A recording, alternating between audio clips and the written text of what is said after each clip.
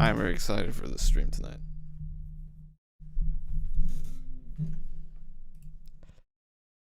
This is the start of the legend, dude. The beginning of the plan.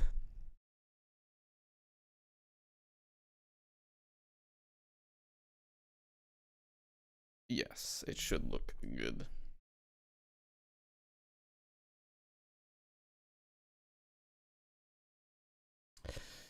It's like not quite sized right, dude. Where is it? Come on. A little cut off at the top. That's the brand, you know. The vision.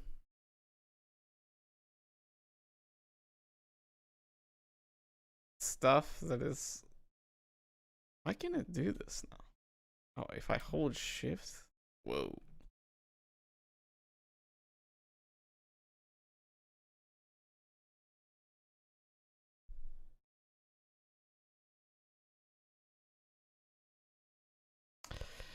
If I hold shift. We're holding at 0 dropped frames. Nice. That has not always been the case. Recently, dude, I think there's something going on with the internet. I don't have like my conspiracy brain on, but like a lot of stuff is breaking down.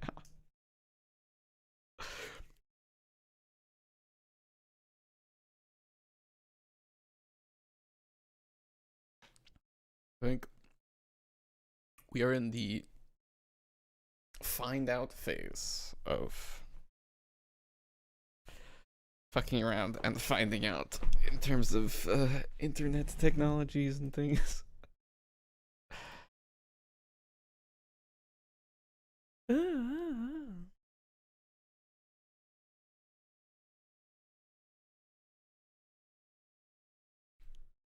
Okay, I like how that looks. Let's get the audio balanced. Tonight.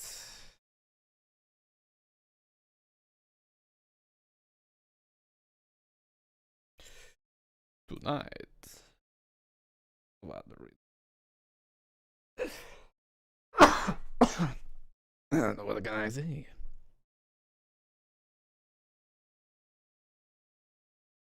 This one was good.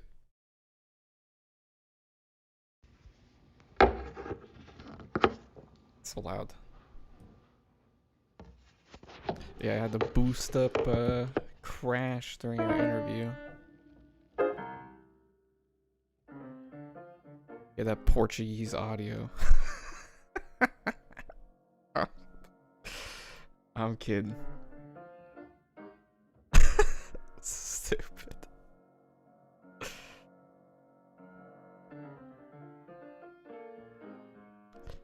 Around here, I think. Should be good. Bless me if it was a sneeze. It was a cough, so I guess no blessings tonight. Sad. Devastating.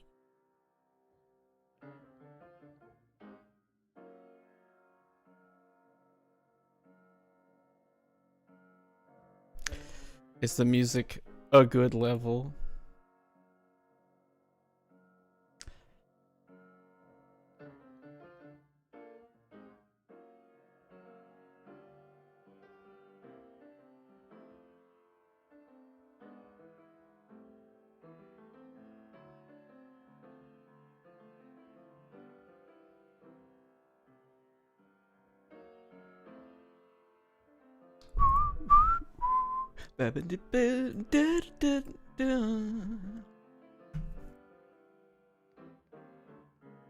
I gotta work on these songs, man.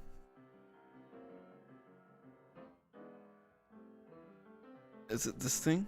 It is.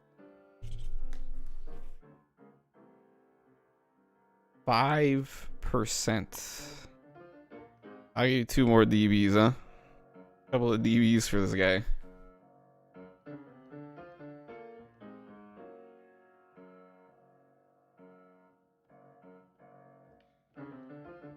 It's hard for me to tell because I have a whole system for my audio.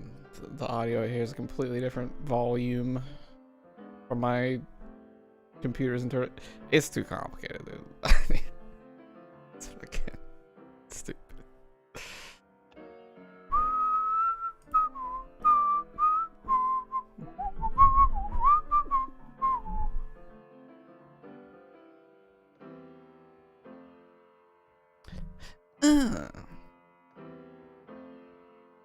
That looks pretty good. And then for the intro, it's at this much, so we'll bump it up to -35 or something.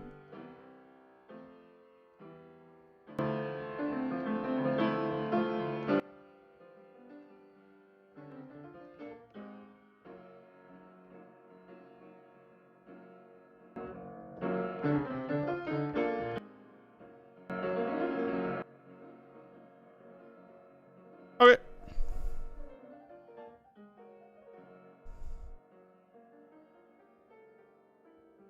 Let's close a bunch of stuff so you don't leak anything. Always gotta be super duper ultra careful.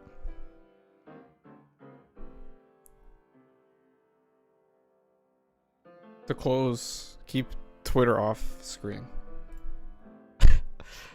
Video makers don't understand the terror of streaming with a browser window being captured by OBS. You don't understand.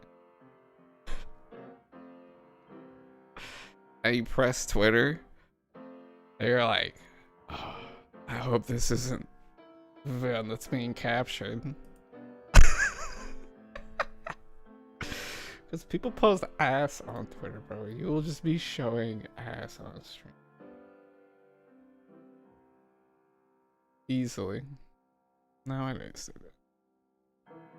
And making the thumbnails today was annoying. So good, though.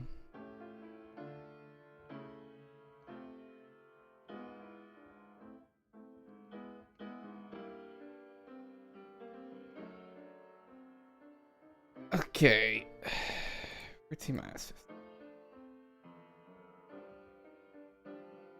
This is I should do that and then like this. Yeah. Let me just make sure.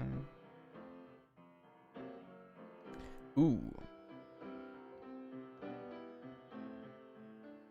Okay.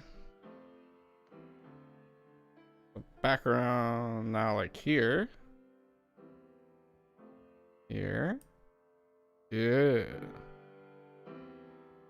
I'm just normalizing stuff. And then up to here. And then down to here. Alright. Cool.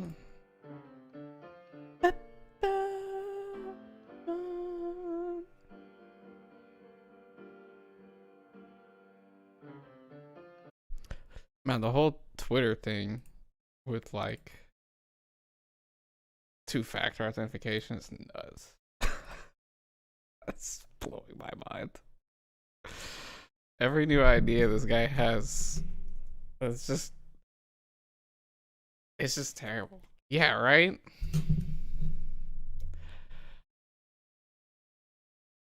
You know, I mean, you could just not follow any NSFW accounts on like a professional streaming account. You know what I mean? But the thing is, if you professionalize your streaming too much, then it ruins the allure of the stream, which is the direct access to the streamer.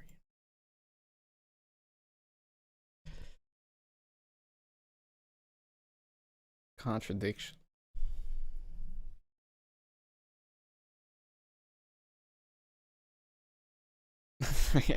I know, dude. What is that? He doesn't make any. What's he doing, man? What's the plan? Like, what is he thinking? It doesn't make any sense at all.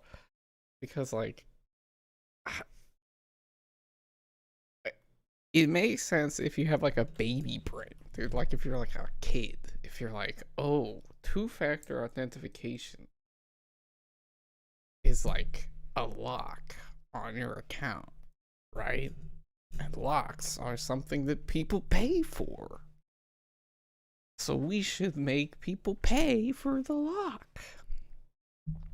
And apparently it's trying to recuperate some losses that happened due to SMS carriers or whatever phone deals or something, which might even be real. I wouldn't be surprised if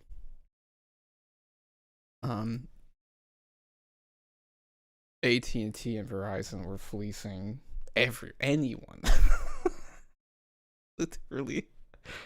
If you told me, oh yeah, AT&T, Verizon, all these motherfuckers, they fuck over every company they interact with, and they just bend them over with their monopoly boner, I would be like, yeah, of course. But I mean, welcome to the neighborhood, kid.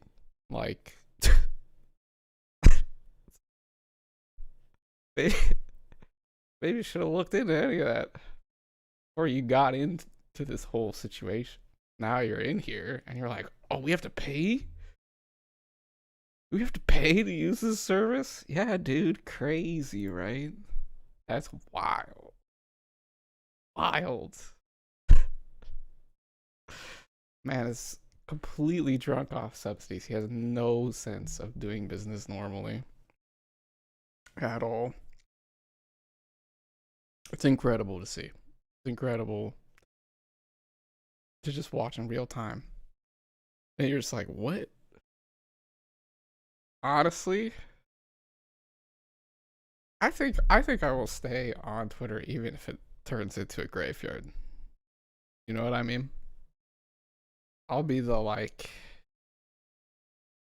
post Tumblr apocalypse Tumblr user type guy who's still just tweeting for no reason. I don't know, there's still no platform. Yeah. It seems that way. He really did. He really was just like, it's so weird. I think the ultimate truth is that he did not want to buy Twitter, right? Which was very obvious before he had to buy it. And then he was forced to buy it. And once he was forced to buy it, it's like, well, now he has to make it seem like now he has to make it seem like, you know, there's some important reason that he did this horrible, idiotic thing that he, you know, legally bound himself to do. What an idiot.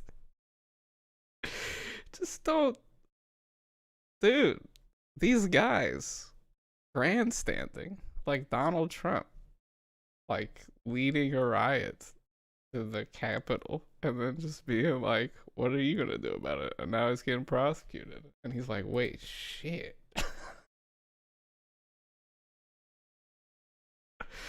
What do you think's gonna happen, bro? What? It's so weird. Such a weird world we have right now, man. It's just wild. Okay, I have to go change into my suit and get my mask on. Soon my audio will be way worse, and I just don't care. I'm just a freak, dude. Fuck it.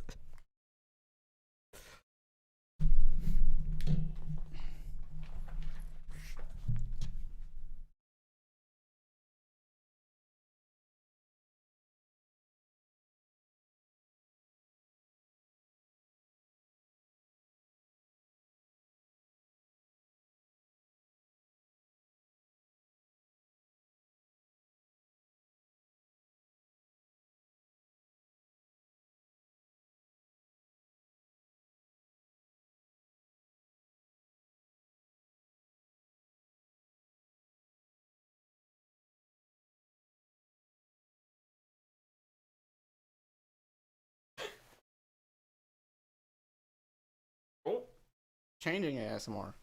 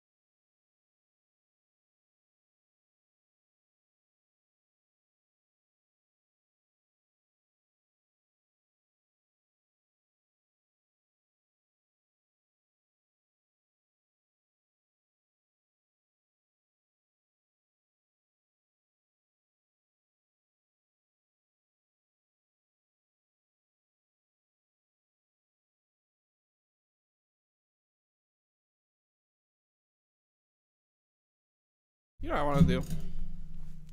I want to get a weekly Chainsaw Man chapter discussion thing going. That's what I want to do. That's my. I want to do that.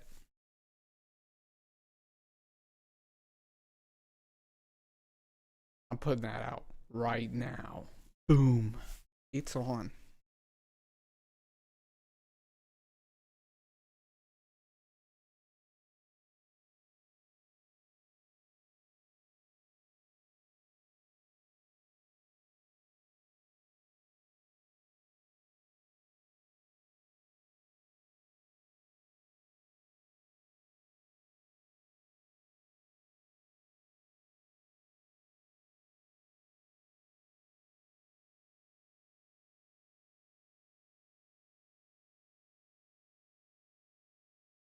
T-5, so we hop into the fan art parade. Gotta scroll through for Makima fan art. There's so much all the time. Dude, it's so insane. I can never even get a third of the way through my bookmarks of stuff. There's so much ridiculous fan art all the time. There's so many people reading Chainsaw Man. It's insanely good. Let's go. Huge dubs. I don't know how much. There's too much Naruto. We can do Naruto though. There's Makima cosplay. There's a Makima.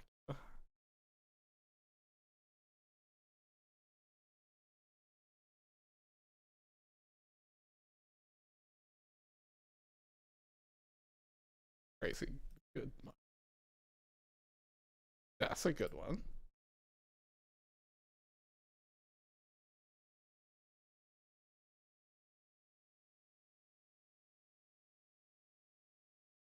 Keep this over there. Yes. A weekly, we talk about how insane the chapter is. Because I feel like every chapter is so insane and there's so much to talk about. It's ridiculous. He needs to fucking stop. Quit it. Cut it out.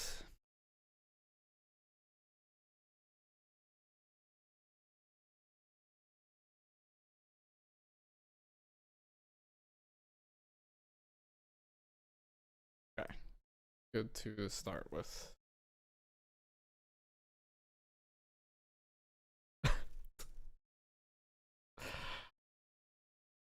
Ah.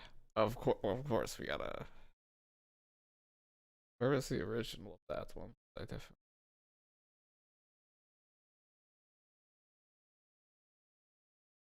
Utah. This is all Sakuma did. Okay. I mean, there's a ton of Naruto, of course. Not as much Makima as normal. Makima's washed now.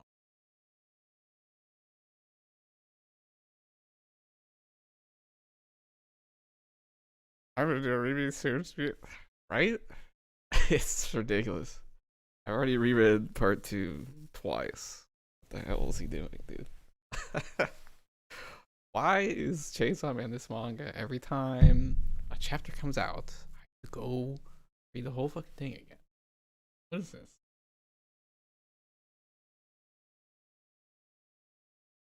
Calm down. Calm down, Fuji. Okay.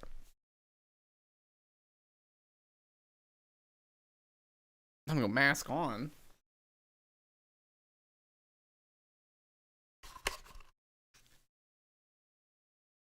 Actually, I don't need talking about. I just get very excited to put the mask. But I should keep it off as long as possible. So it doesn't get dirty. Yeah. This thing.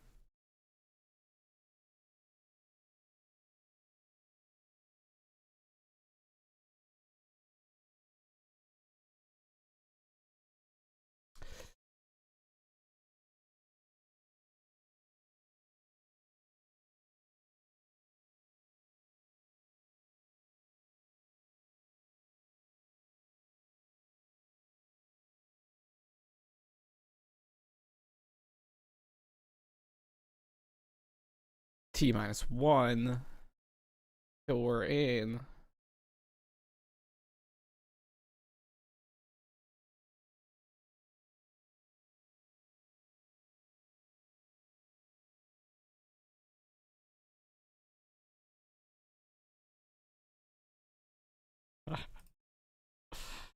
Oh man, new JoJo. We'll talk a little bit.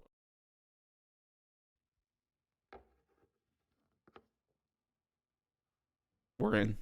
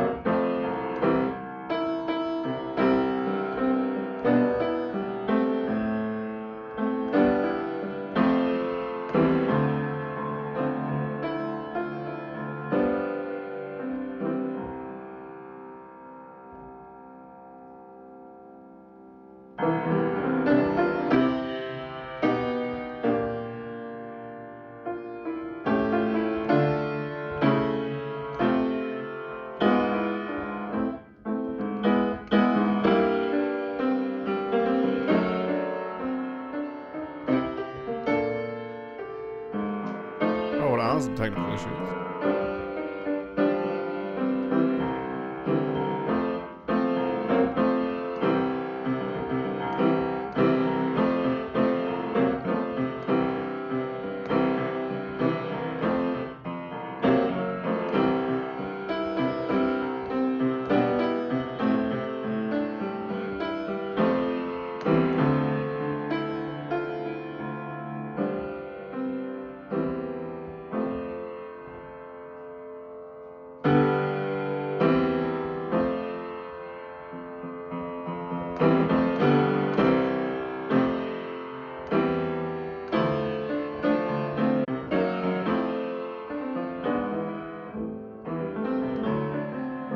Should be back, should be back up, should be back up, should be back up.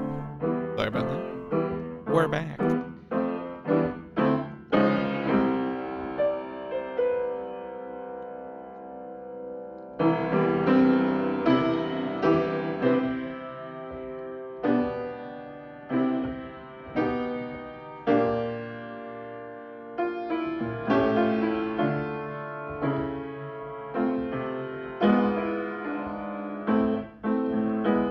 What is this?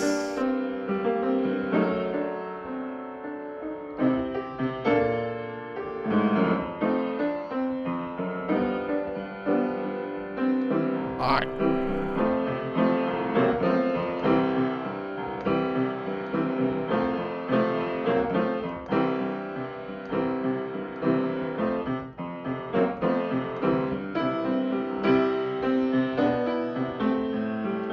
Whatever.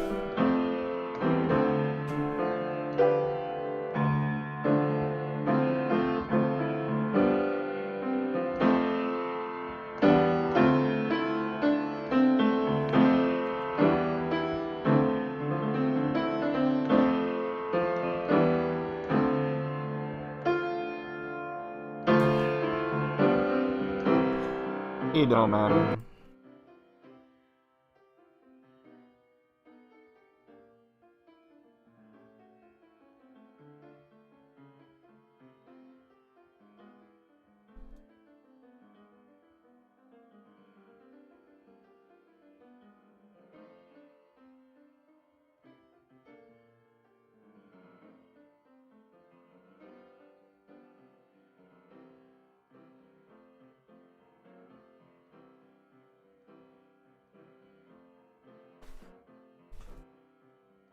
Hello.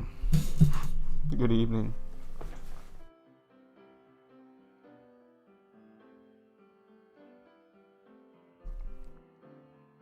I don't know. What has been going on with,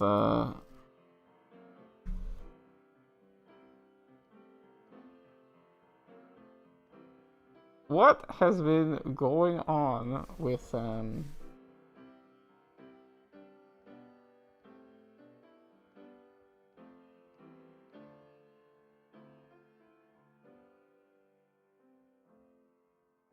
Okay, looks like we're good.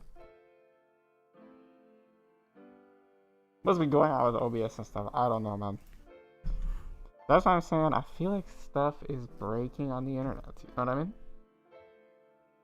Like, well, like, whatever going on with OBS that makes my,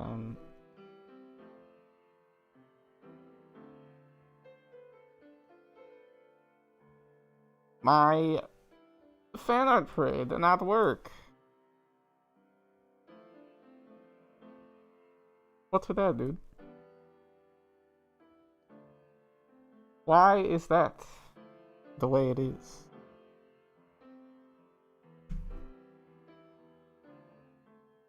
I am sad. But we press on.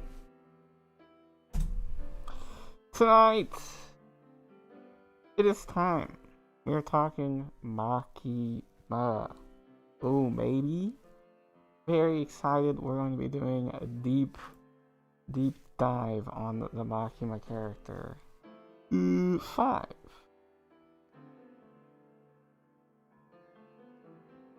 One, two, three, 4, 5.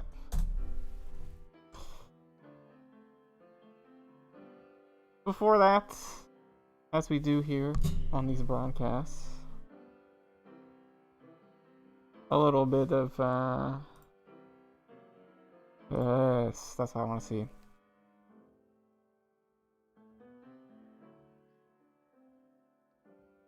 Good news from me. What's been going on with me? Dude, work has been dead boring. Just picked up. I retrieved my Honkai 3rd account. You know what? Okay. Fuck it, dude. Whining stream time. You know what I'm tired of? You know what I'm fucking tired of? I'm tired of organization. Changing all of their account infrastructure and then fucking up your account in different ways. That happened to me with the last university I was teaching for, because I had a account there from when I was a student, and their system had changed like 4 times since then. Like, this is not gonna work. Yeah.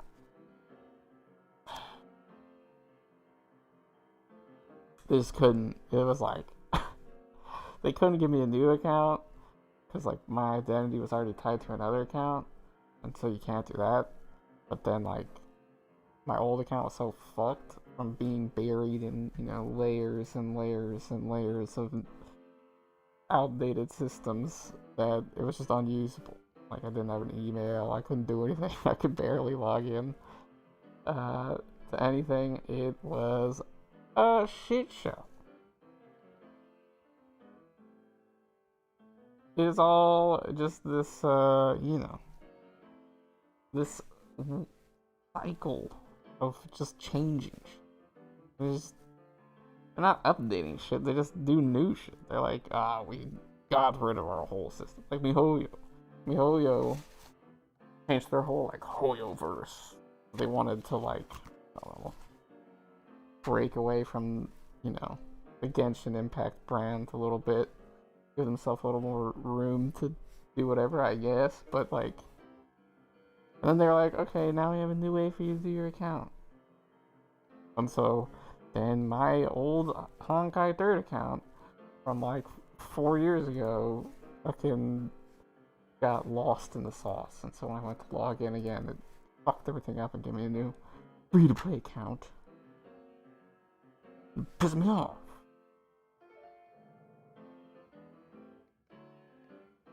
So now I had to email and do all this other stuff. Annoying. This Twitter shit with Musk, you know, doing his stupid stuff is exactly the same. It's like, what's he doing? Why are you messing with this stuff, man? Just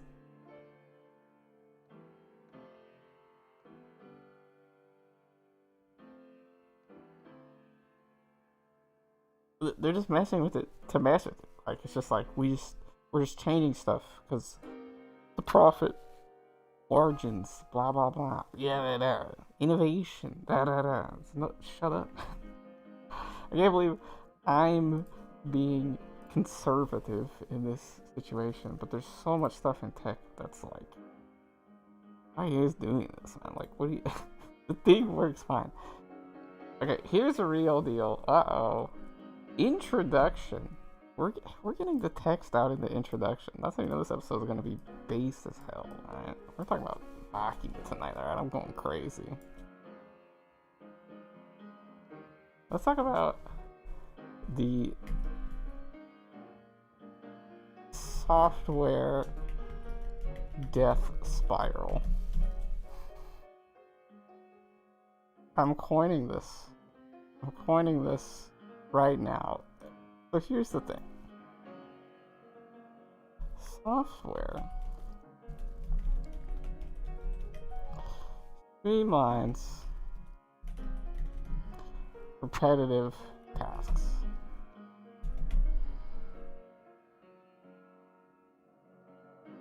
And if you combine it with hardware, with robotics, it can even do that beyond the computer world. But basically, yeah. It does other things too, but baseline is what we're doing, right?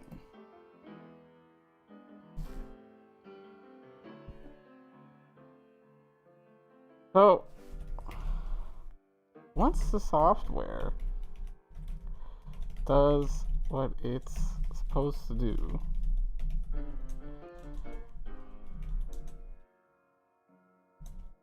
you don't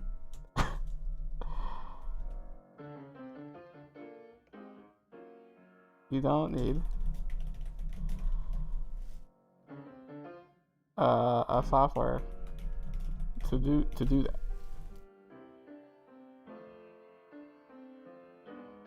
It reads a little weird, but what I'm saying here is that let's say you make a piece of software that does your taxes, right? Well, the tax code doesn't change, and you have the software that does your taxes, then you're good. You know what I mean? Yeah, the software does your taxes. You don't need software that does your taxes anymore. You have software that does your taxes. You're fine. Like I have a calculator app. I'm not gonna go download a calculator app because I go over here and I search calculator. And I have a calculator and it works great. And it's a calculator. I don't need more of those. And I also don't need this one again. You have the software. You can run the software as many times as you want. You just run it. You just use it. You just use it. And yeah, it's good. That's it. That's it. Right? It has this, you know.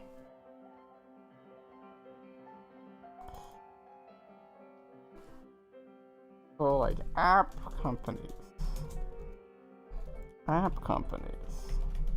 have this issue that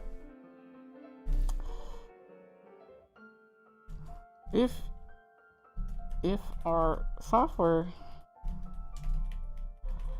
is good, it is done.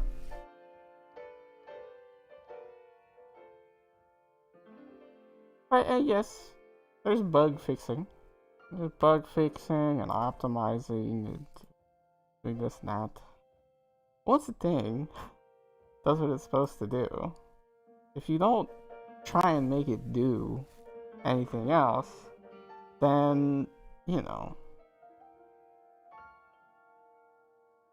even the updates are going to be marginal, right? Like, you don't have to work on them that much. It's just bug fixing. It's just like, you know, UI stuff, different interfacing, right? But if it still just works the way that it works, you don't have to do anything major, right?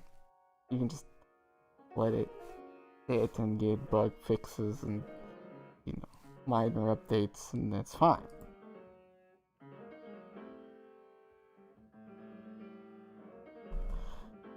So you have this company that made this good software, and so you made a bunch of money.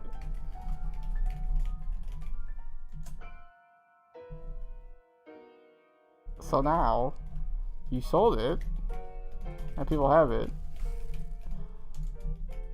so they don't need it.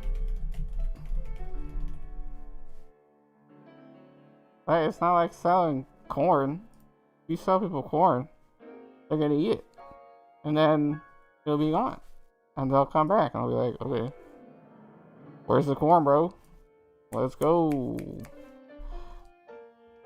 But with the software, you know, you sell someone FL Studio 11, whatever, and then you come to them next year and you're like, hey, you need FL Studio again? And they'll be like, nope. And they'll be like, but it's 12. And they'll be like, Yeah, I got one of those, so I'm good to go. You know? I don't need it yet.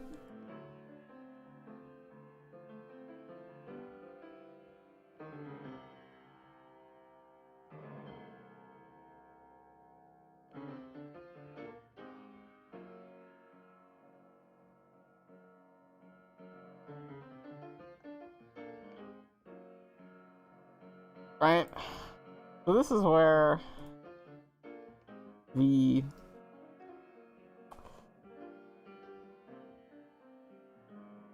what happens is this. So now you need to make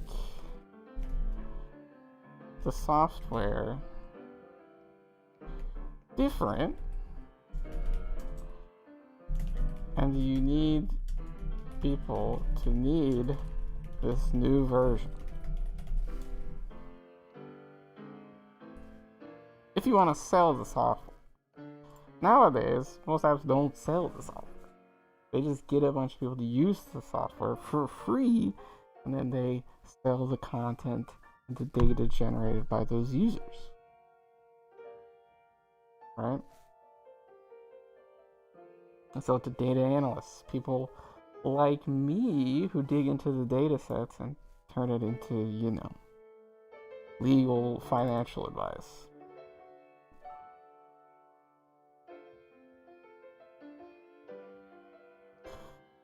You have this thing, you've made it, you've sold it, it's good, and because it is good, people don't need it. Because if it was bad, now people would need better software. They'd want better software. But you were successful because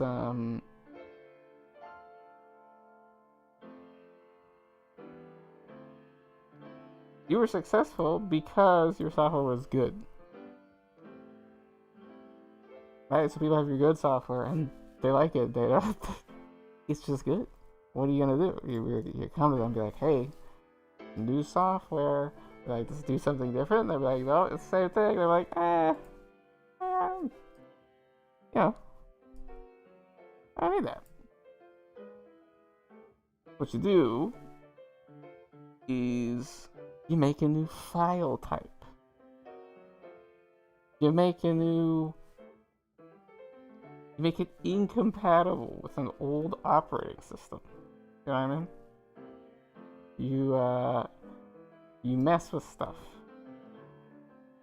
You do updates to make the old one worse. Intentional bloatware, right? And so you can keep pushing new versions.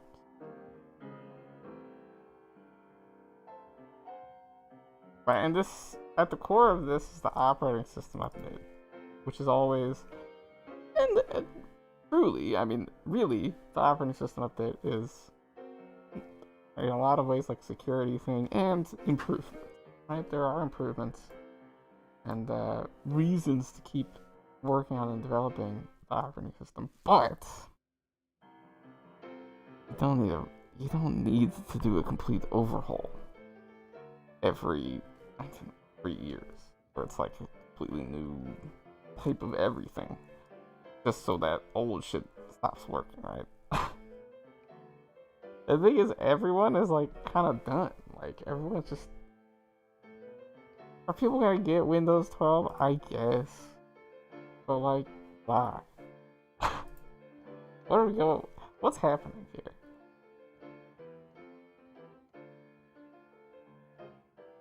You know what I mean? Why? I was talking with my parents. My dad has like an iPhone 7, and he's just like, yeah, iPhone it works fine. I don't. Why would I upgrade this thing? What's the fucking point? Exactly. What is the point?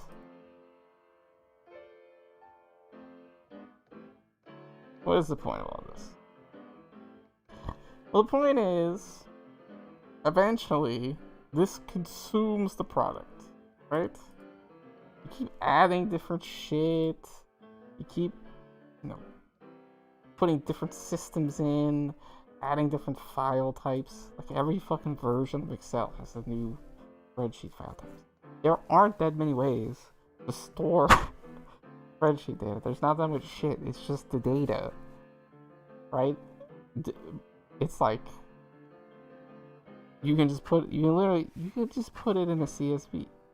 You can just put data in CSVs, and it's great, right? And then you can load those up into whatever.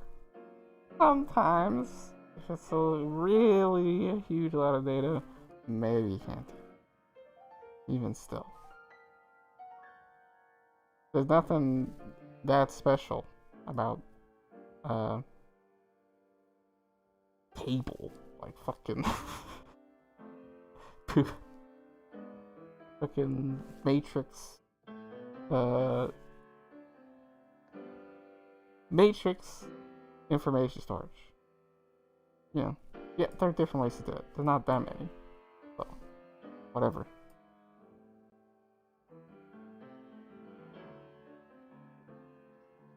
Alright, and so now you have all these different file types, and now it actually starts to mess things up. Right, like you've added all this shit. Like Twitter has blue and messages and communities and list and verified and mentions, hashtag explore, and all this stuff. And spaces, which still can't use from your browser for some reason. Oh yes, damn. Let's have them in the reverse order. Nice one.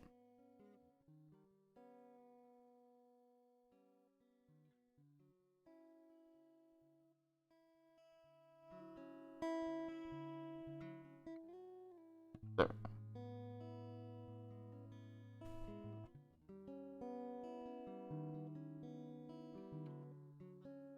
Alright, so eventually the software just gets worse. Because you have to make it worse. Because you're trying to make it worse. It's like the gacha game relationship, right? Where you have to make the free game bad so that the stuff you pay for is good, right? Because the stuff you pay for isn't good. It's just the same thing, right? Like when you pay in gacha, what you're paying for is just like the same thing you're doing, but like slightly upgraded. That's the same model. That's the software update model. Like, I already have this. I have software that does this, but now I'm paying for more software that does the same thing. I don't need it. This is always the contradiction that tech companies face. That people don't need tech twice, right? That's why nowadays washing machine companies are all focused on repair, maintenance, and they make their washing machines with the idea of maximizing their maintenance cycle, not maximizing the quality of the goods, because they are working in the interest of shareholder value, not in the interest of consumer quality. Interesting stuff. Now, that is not the case in terms of manga right now. The consumer quality of manga is high as hell. Everything is so good. I don't know. Shoujo has a great catalog right now. Whatever is going on. Oh, I don't. Who knows? Who knows what genre, what Fujimoto does? You know what I mean? What is he? He's doing something.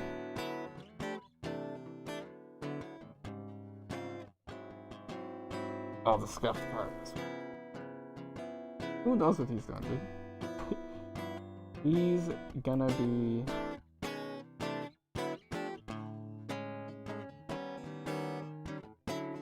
He will do whatever he does. I don't know, Seinen, Shonen, Shoujo. It's all... He's just making comics, right? He just does what he does. Who knows? But the Shoujo magazines have great lineups.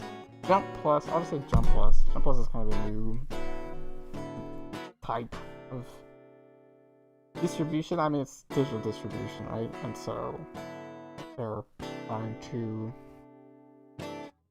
I don't want to say clamp down. They're trying to build a large presence in the online distribution space. And currently, Jump Plus's strategy is to just run everything. They'll just run anything. I don't know if they've run any shoujo yet. They should. They just should. Just do it. Fuck it. Maybe.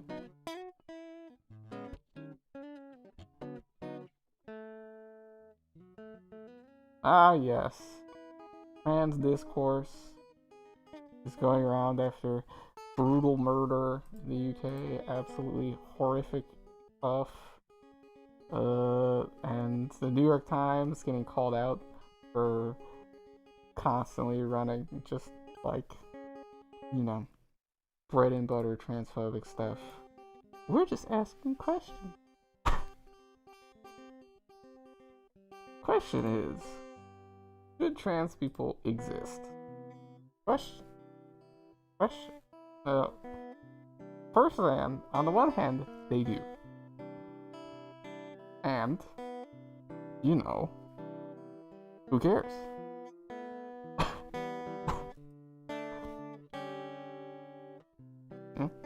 That's really as far as it goes in my mind. It's like, okay, these people exist. Not me. I don't know. And, yeah. You know.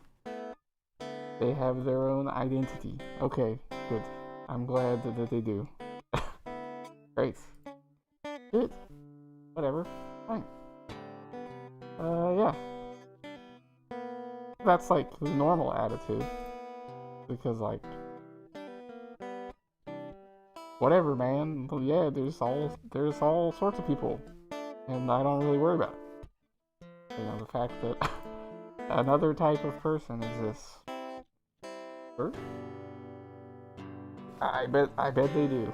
There are all sorts of people. And yet, you know, this one type of person, trans people, gets, New York Times, they're so concerned about it. They're so worried about the consequences of this people existing.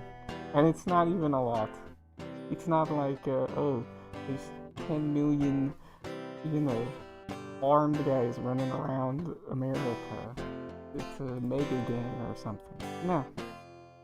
There's like none of these people.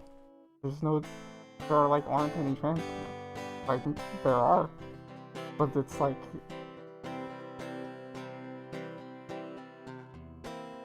nobody, man. I think in all of people I've ever met, there are three.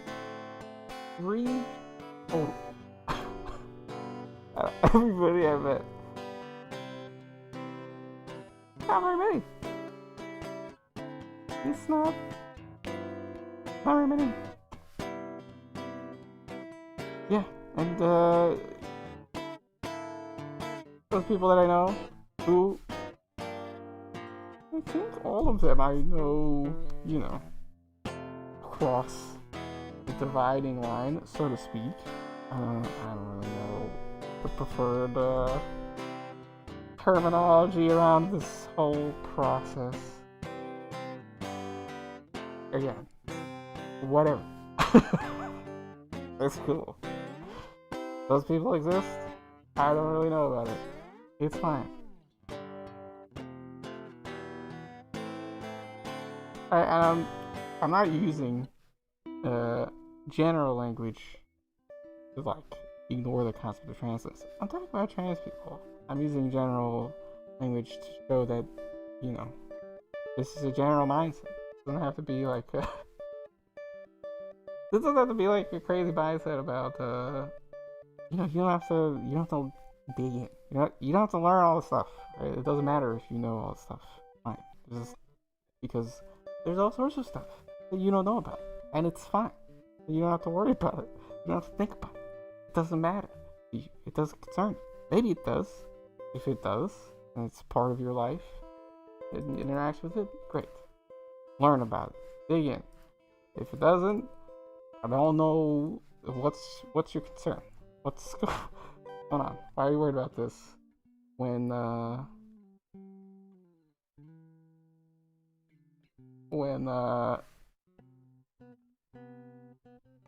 you know, it's just some people existing. There's their identity. Who cares? It's like so weird to me. They're so strange, transphobes, and yet, you know, New York Times rolls with it. They just love. I don't know. I don't know what it is, man.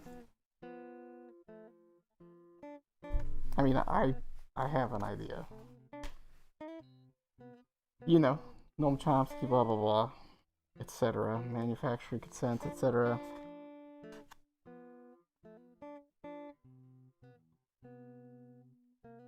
Okay, that was a nice little diatribe to kick things off.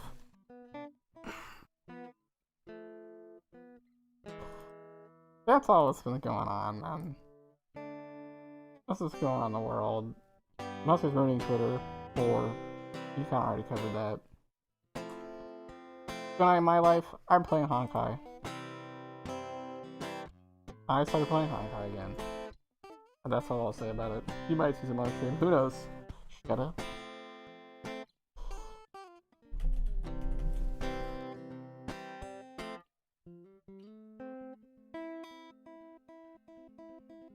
Damn.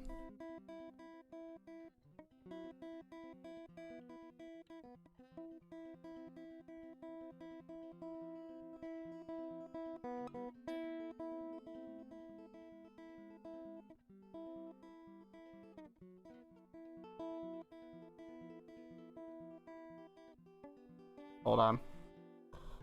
Oh, the live production, dude. Most exciting part. MAKIMA.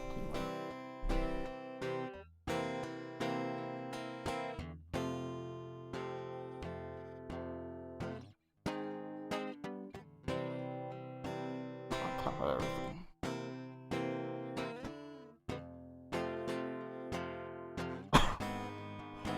Perfect, dude. I'll talk about.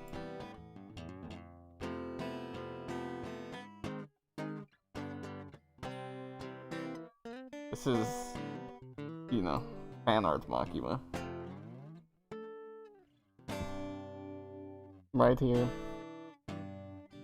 Alright. I'm starting over with the new jam. Because I like it more. I'm also removing this. It kind of sucked.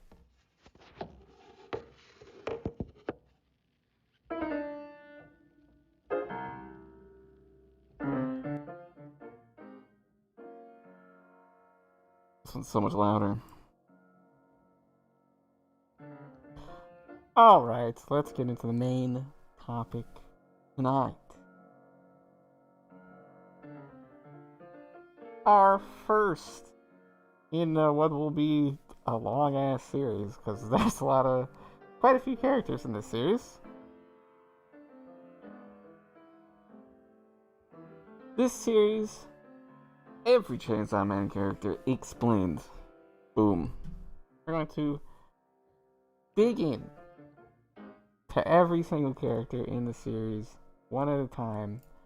Tonight, we begin with the infamous, the evil, twisted, the, you know, hot, Mommy. Please tie me up. Bark. Makima. Incredible. You can see it. You can already see where this is gonna go.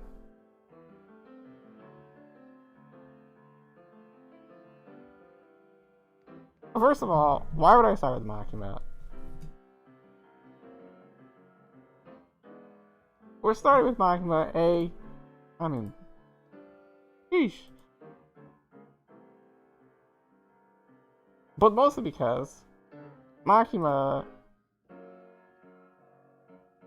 she is the pillar of part 1.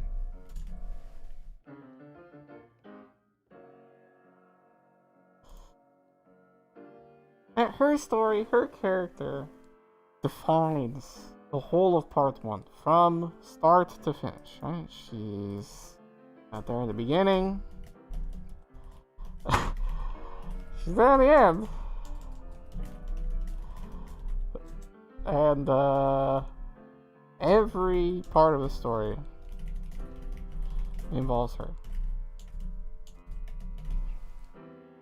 She is, in part 1, equally as involved with every part of the story as Denji is. And this is, broadly speaking, the hero. And, pause.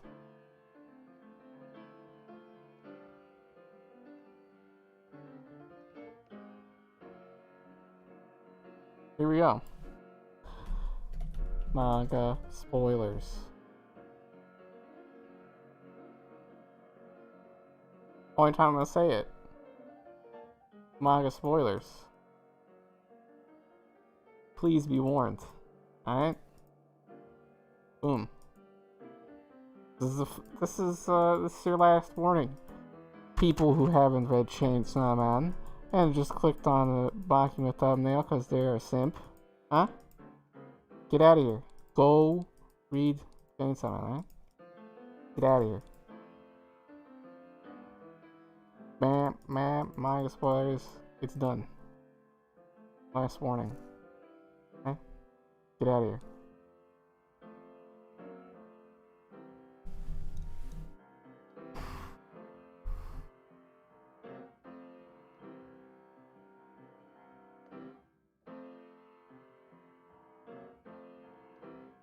Alright.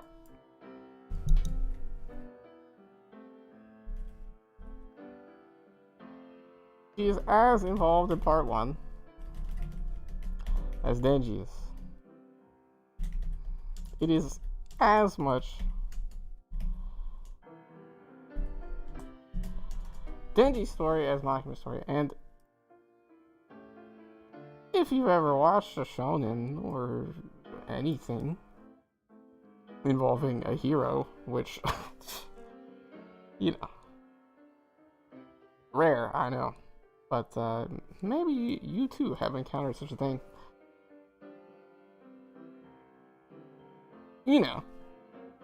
The villain of the story really sets a lot of the parameters, of the important parameters. Right? The hero of the story, yeah, they got their thing going on. And I think Denji, as we'll get to, and I've talked about it a little bit, but I think Denji is particularly interesting type of main character. But overall, the dictates of the conflict, the parameters of the hero-villain clash are dictated by the villain, right? The hero just fights for good stuff, broadly speaking. You know what I mean? And the villain is doing bad things, right? And law is drawn by exceptions. So good is general. Good is just not doing bad stuff. And the villain they're doing something bad. So you gotta stop it.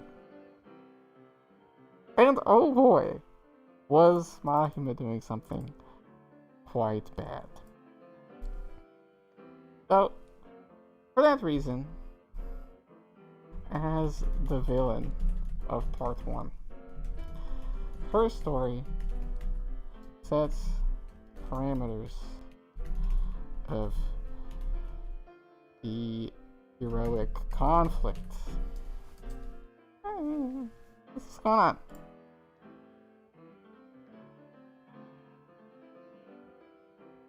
And so, starting with Makima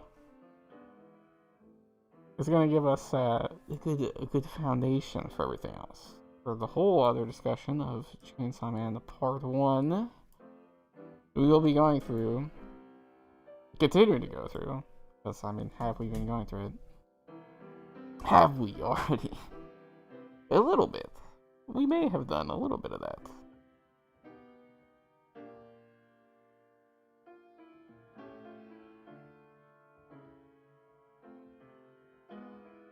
Alright, so this is why we're starting with Makima.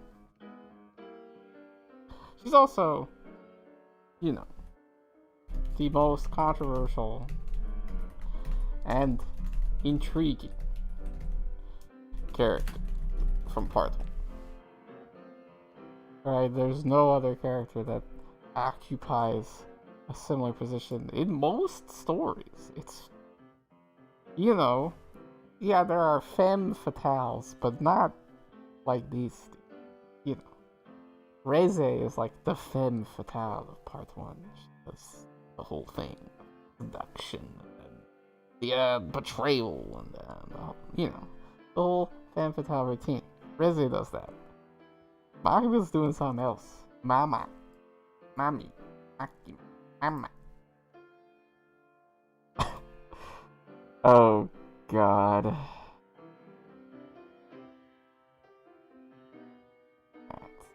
Yup. Yup. That's what's happening here. Did nothing wrong.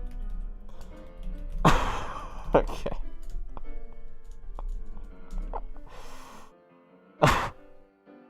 Don't go too deep. Alright, definitely, these are my 3 reasons.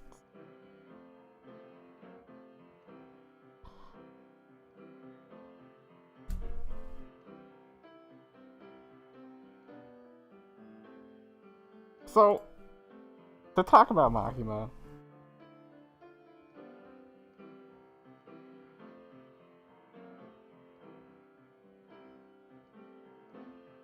we need to talk a little bit about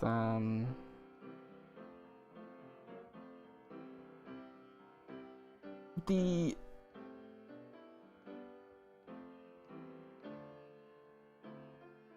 development. Let's talk about her development to begin with through the story, because, like I said, she is essentially the story from beginning to end.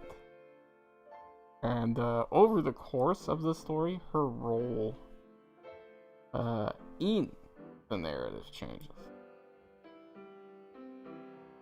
So we're going to talk a little bit about how that, the structure of that, what changes happen, where it occurs, and exactly what that is. I'm going to take a little break. I have to pee really quickly.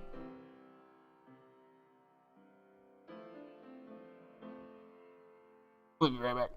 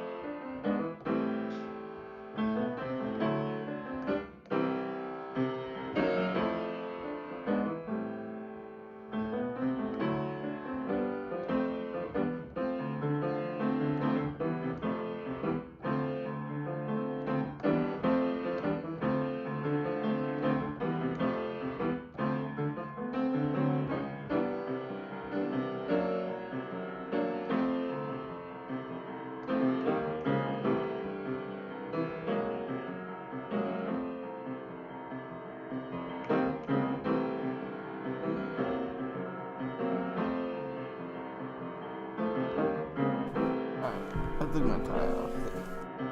She's not really retired. She is. Yeah. How many Jack? Okay.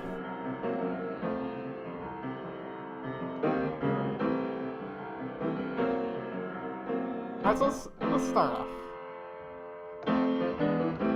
Makima appears as of chapter 1. Like I said. It is more or less as much Makima's story as it is Denji's. The only thing that's missing is that she doesn't know about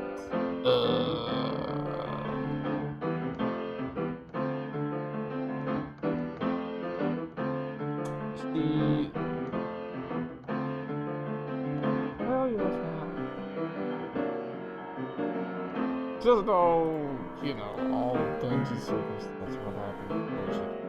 We know that. She doesn't know that. But otherwise, right, she is Denji's tie into the whole story after his death and rebirth of the heroic cycle, right?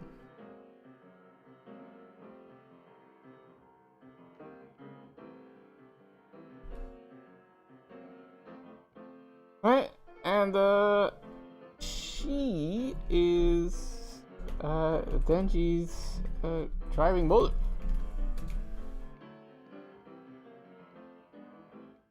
Right, Makima's very existence as a character, in terms of Denji's story, is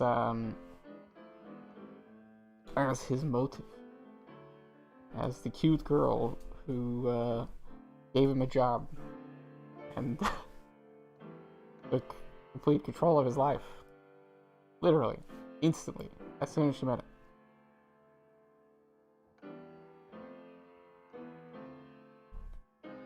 And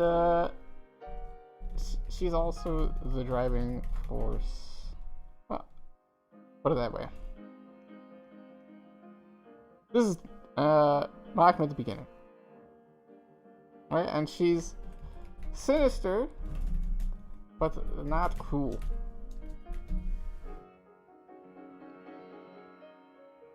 But she's nice. She's nice to Denji, kind of.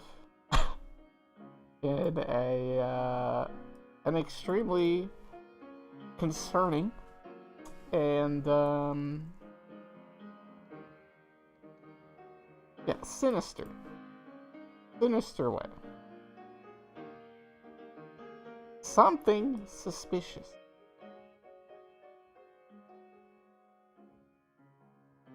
And moments of genuine kindness and good times. Good times at the beginning. Is at the beginning.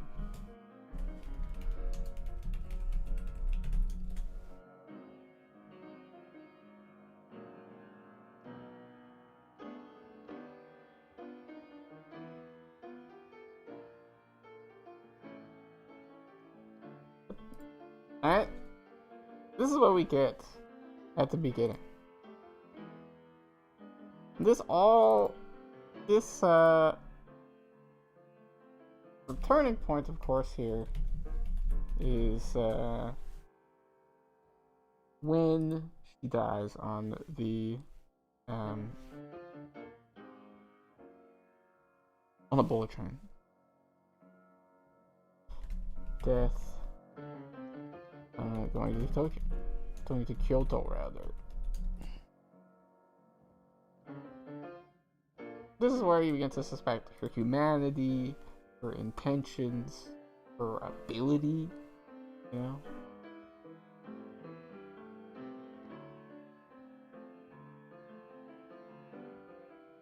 And at this point, she seems, now she seems dangerous.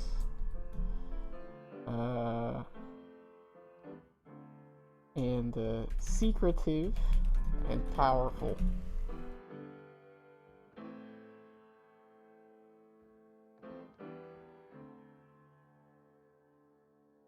and you know, concern about her motive builds.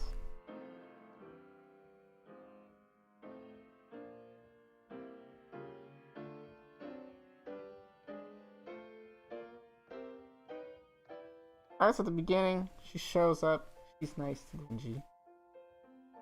She gives him a place to stay. He's cute. Kinda nice to him. Then there's the moment where she, does her little ceremony in Kyoto. And you're gonna be like, what? Huh? What's going on here? But, it still doesn't seem antagonistic to Denji. Right? It doesn't seem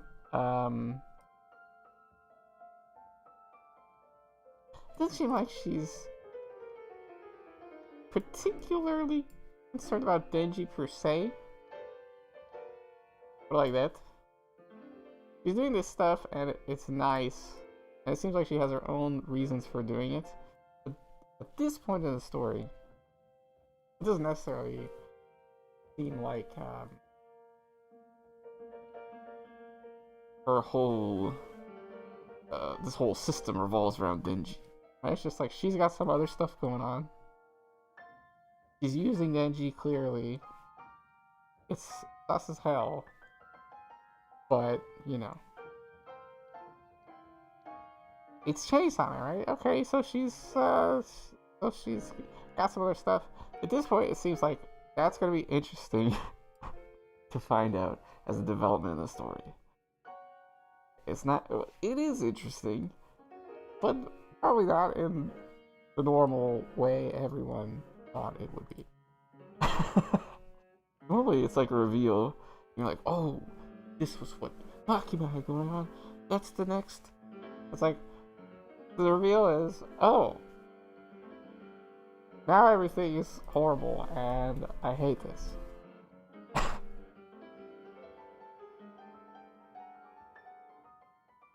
Right, then there's the, I think the beginning of the end is, the Reze arc. This is we get the Makima movie date, legendary date. Honestly, a pretty fucking bad date, but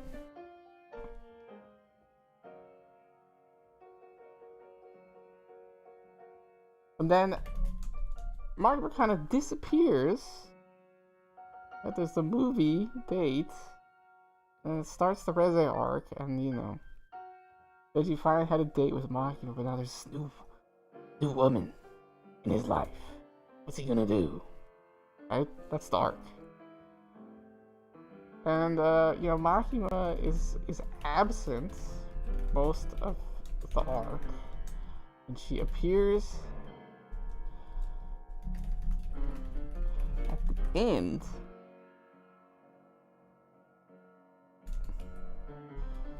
To, what should I say? Seal Denji's fate. This is the first time we see her do that.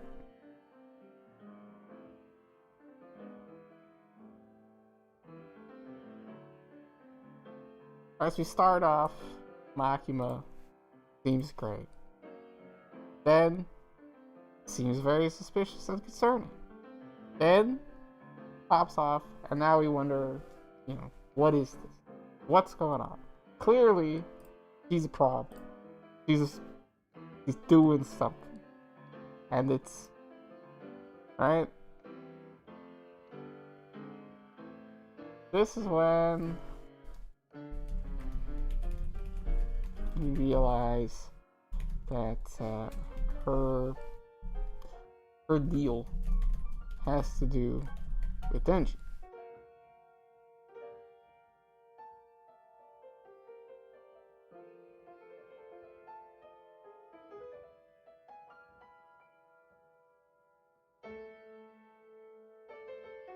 just like a size issue? No. I mean, yes, but no.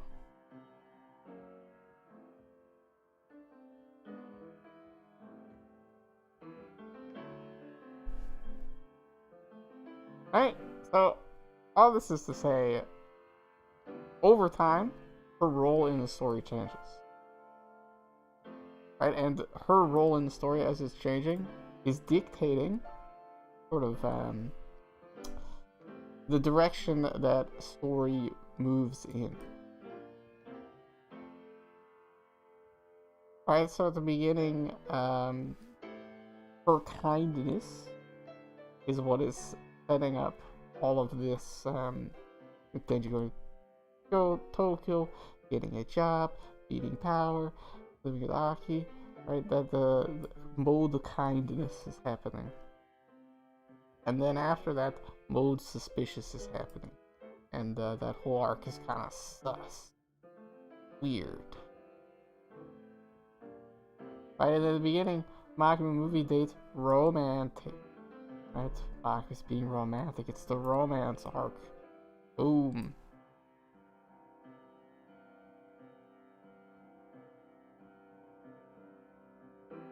So even if she's not present that much, she isn't in the Reze arc. She becomes more and more present over the course of the rest of the story. After that, starting with the international assassins after Reze.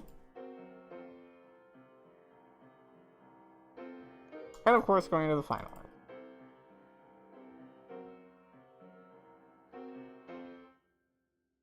Right, international assassins.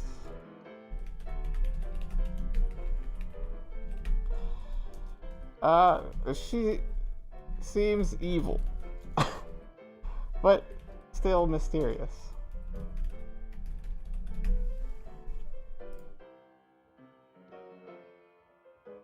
Okay, now we're actually out of the room. We got a lot of text this time, okay?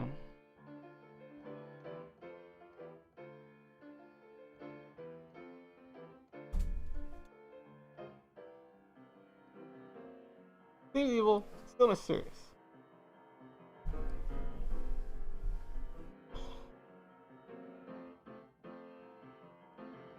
Alright, she is trying to protect Denji, but is clearly concerned. Mainly concerned about Chainsaw. This is really the moment where it starts to show that, like, there's something about Denji, right? Not just that Chainsaw is good or something. It's like there's something special here because there's all of these assassins going after her, and Makima is also interested. Jump scare, bam. Makima is also interested in ownership over Chainsaw in the same way that these assassins are for some reason.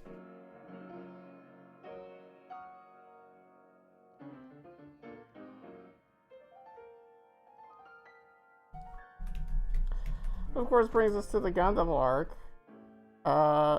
This is Makima is clearly the villain, but still largely mysterious. Here's what I'll say: Makima's clearly villainous. This is where we learn about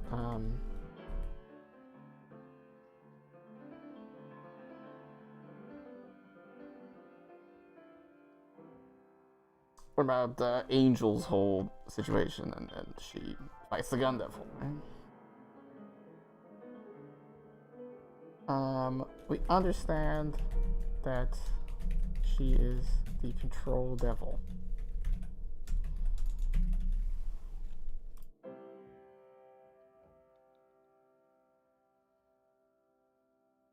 And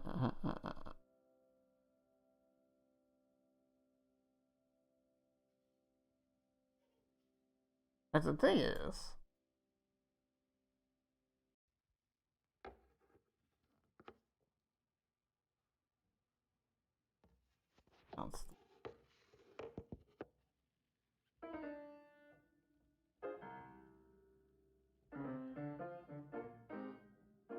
right? Her arc of the story, the arc of her story, of us learning about her story, is, as you can see, the whole story. So here, we see, Makima might be a devil. And then here, at the end of the story, we learn that she is. So, again, that's why I mean she's like the pillar, the core character of part one. It's that the arc, the story arc of part one is Makima's story arc. We learn about her and what's going on with her and why it's happening. Because that is the meaning of the hero's struggle. As we uncover the villain, we learn what we are fighting against and thus what we are fighting for.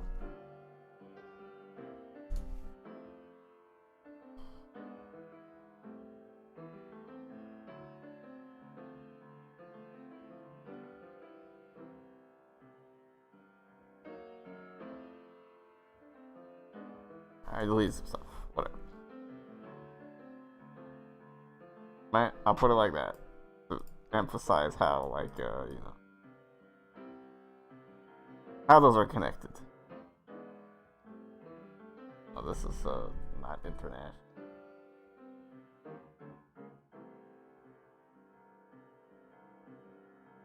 Assassins.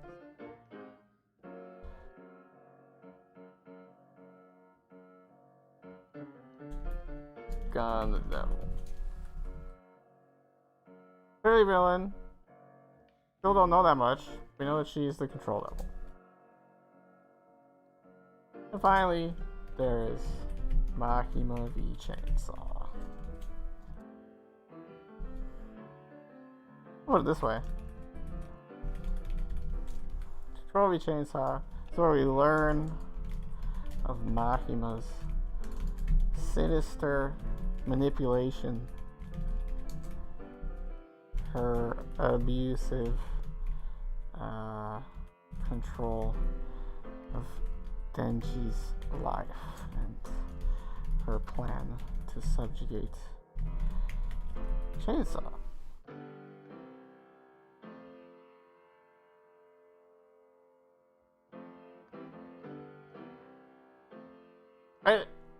And this is a controversial thing to do. Because you don't have to do all of this. Let me put it this way. The choice Fujimoto made to turn or to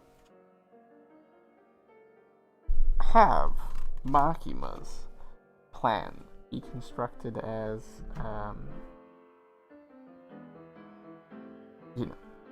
her behind everything. This means she is behind everything.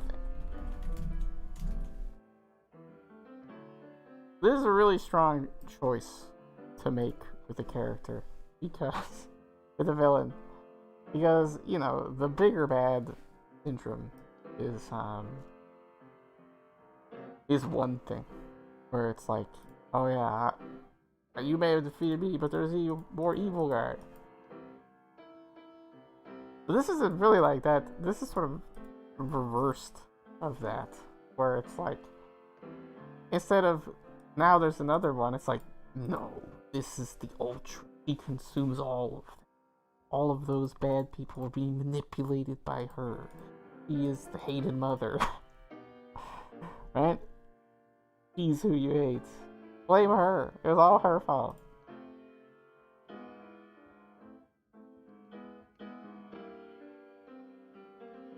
Right? So, this whole arc, right? This is, you know, we got some dots in there.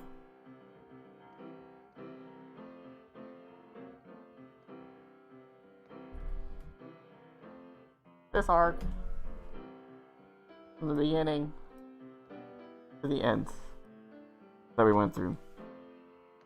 Not quite the end, right? This is all bad. Let's put it like this.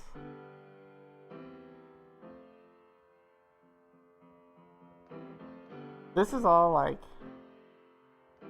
downhill, right? In terms of our perspective on Makima, right? First, ooh, she's kind of sus and a little spooky, but also cute and kind of nice. And then we realize over time, oh no, it's so bad, oh god, it's horrible, oh no, it's all her fault, she did everything, she's the baddest, the worst. Okay, but at the very end, we learned that it wasn't all like that. I'll put it like that.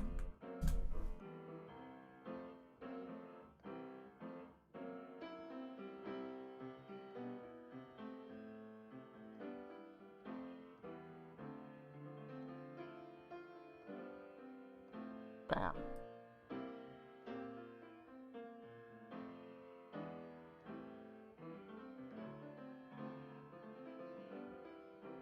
Right, we have this really strong, tragic arc of Makima in the sense that it's sad. And that we think Makima's gonna be our friend, gonna be nice, gonna be a Dami mommy. We're gonna get it after we kill the gun devil, let's go. But no. Oh. Tragedy strikes. She's actually evil. Shit.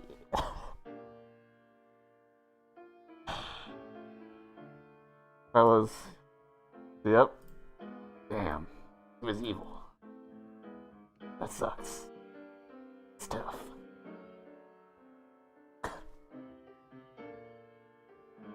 It's rough when they turn out to be evil.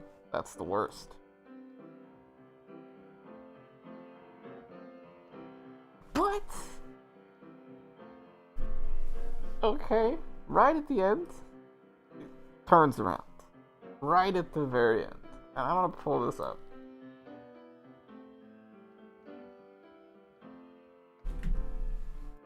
Because this is the most significant part of Makima's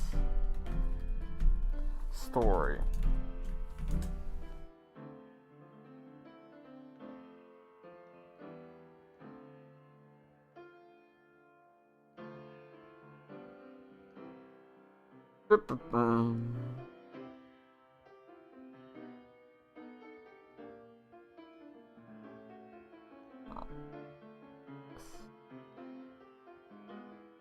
New chapter in 3 days, by the way.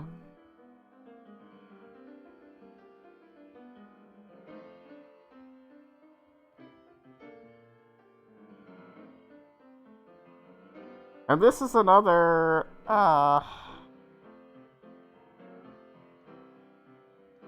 a controversial moment in the story.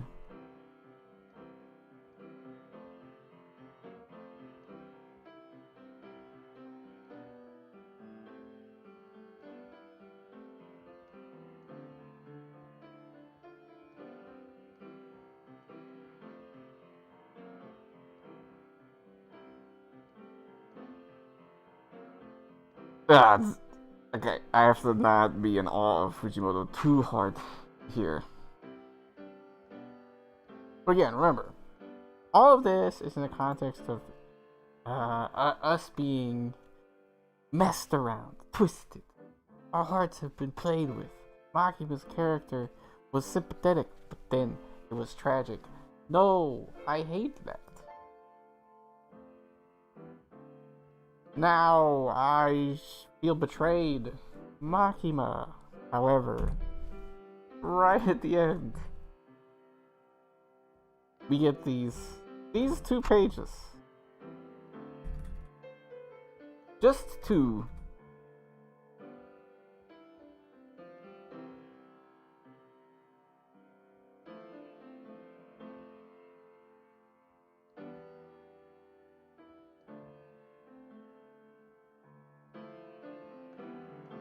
Makima was searching for a family. Searching. We see this tragedy, the horror, everything, all of the horrible stuff that she did. Not excused, but exposed.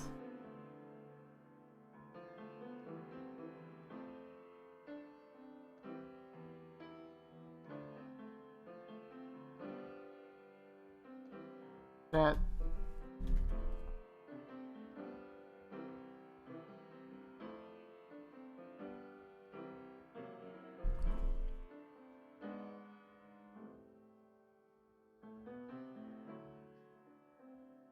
how do I put this the right way?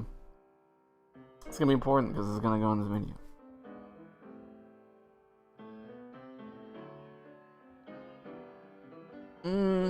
You know, it's not that anything she did was correct, or maybe not correct, ethical, excusable. But put it like this way, she wasn't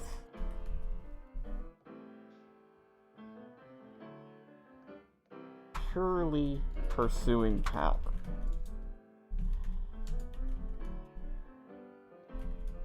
She was reaching for happiness. Let's put that.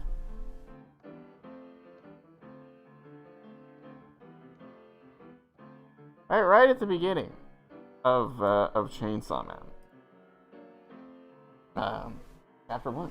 Denji talks about how it's okay to have dreams, but if you get in his way, you know, he's gonna kill you. Chainsaw Man.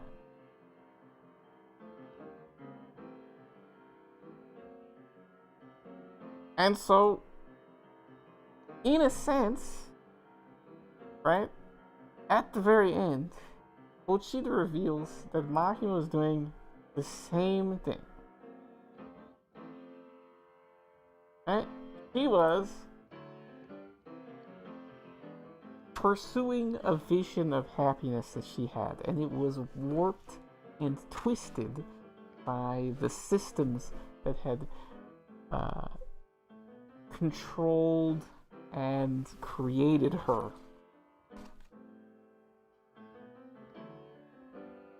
But, and for that reason, her goal sent her on a path of destruction. But her goal... What is this?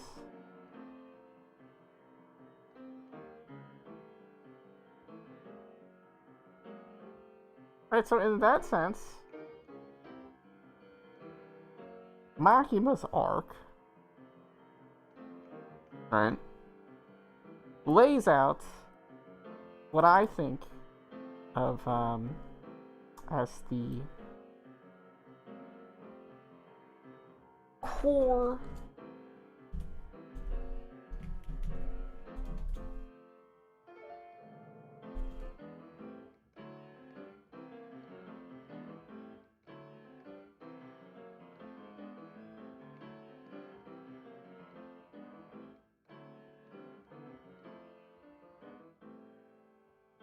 concept of, I mean, Chainsaw Man overall, but a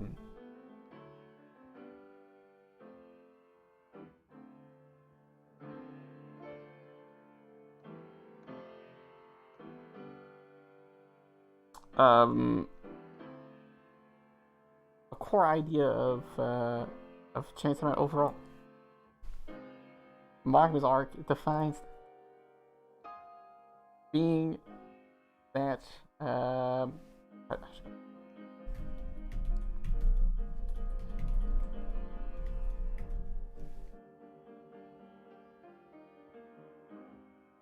pursuit of desire.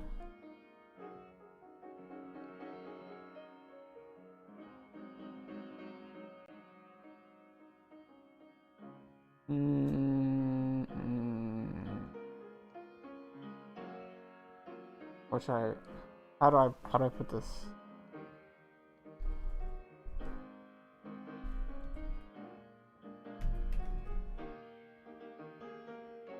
Desire is noble, but pursuit is not.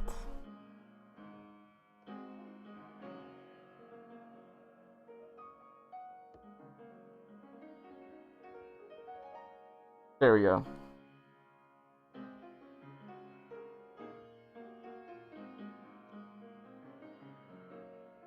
Right? What she wants to have.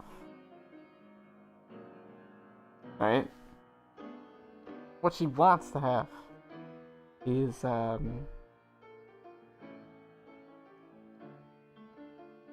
just a normal relationship. Just a kind of familiar, cordial relationship that is not based on fear. That is a relationship of trust. Like family. You just want family, bro. That is recognizable as good. Right? Denji, wanting a place to sleep, a place to eat,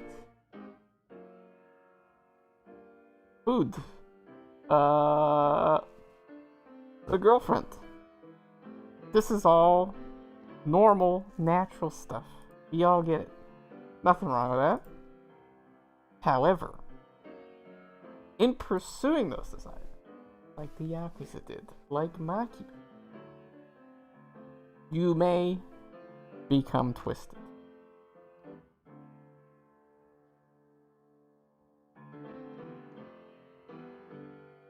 So that's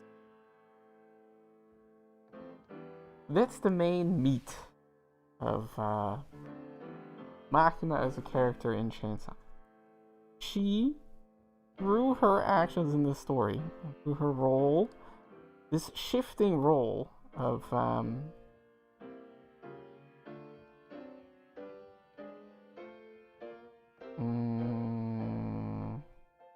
do I say, ally to enemy, of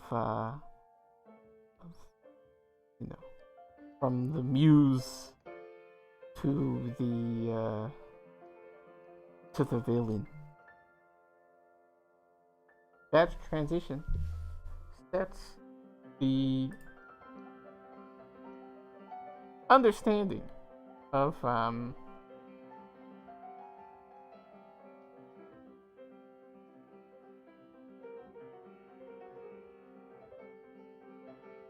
this core element of the meaning of the narrative.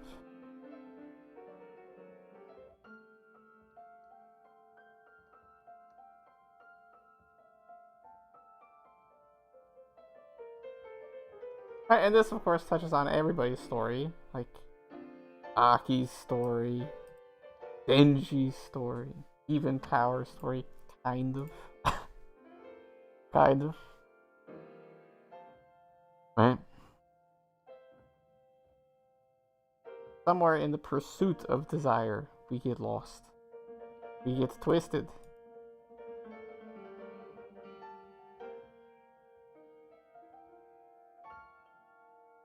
And what should have been love turns into abuse.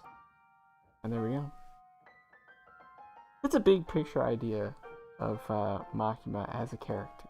Explained baseline, just based on what we have in the story overall.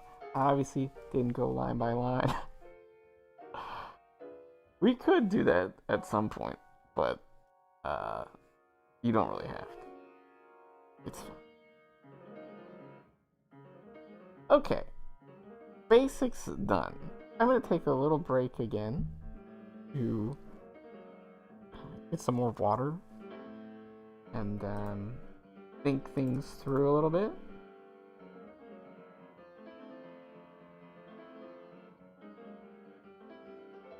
But then we will come back and we will continue this discussion because this whole discussion is from part 1. Right, we just discussed through the end, through the reveal of part 1, what has happened. But problem is, Bayu's character has changed again with the advent of part 2, potentially. Right? In part 1, this kind of thematic setup that Makima gets, that her whole story reflects, and that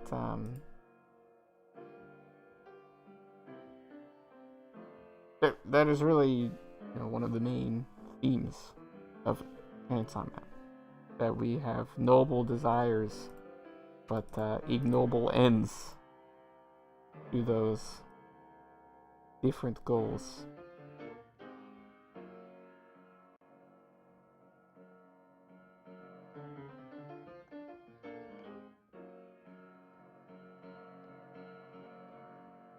Right, that setup she gets is kind of absolute. She just is that. She represents that, and how that, how that kind of contradiction, how that problem can intersect with the parent-child relationship and lead to the kind of abusive stuff that Denji goes through, which is obviously really bad. So yes, Makima did do a lot of things wrong. No, she did not do nothing wrong. I cannot be that based. But I can say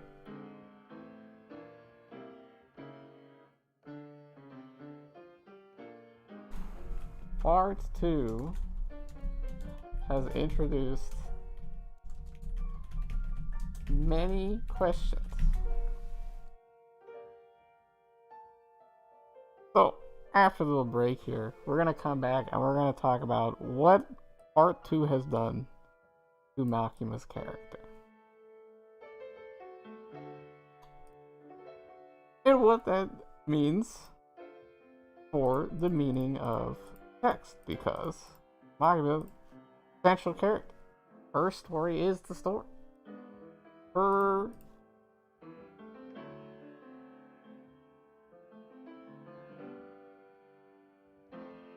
nature becoming twisted and abusive is the arc of part 1 and the illustration of its main idea. We're going to take a look at how things have changed. How do we think about Makima now after part 2? But for now, we're done. Take a little break. Be right back.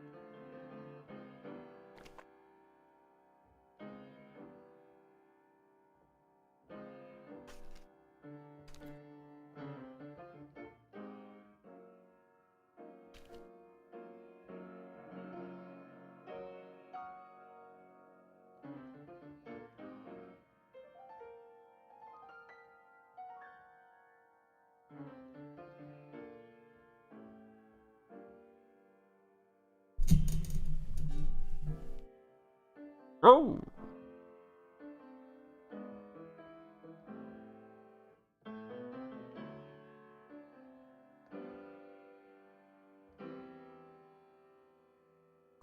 Face briefly revealed. Pixels hot. Some people will see.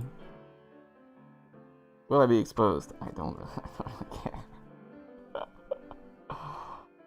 It's whatever. I figured it would happen sometime. We'll scrub it out of the pod. It'll be there for a minute.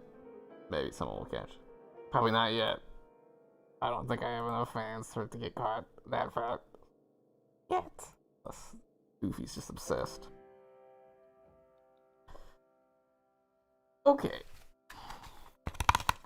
Should have scratched my nose when I started to back up.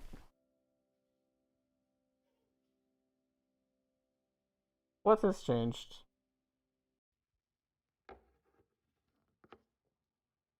In part 2.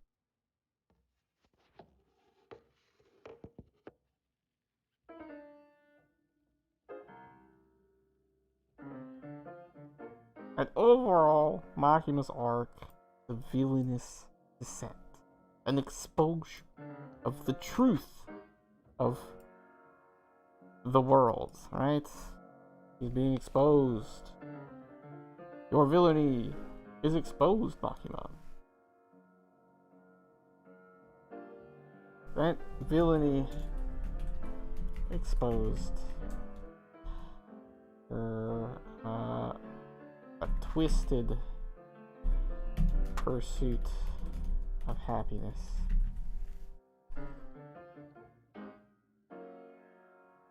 My pursuit of happiness being one of the core themes of Chainsaw Man.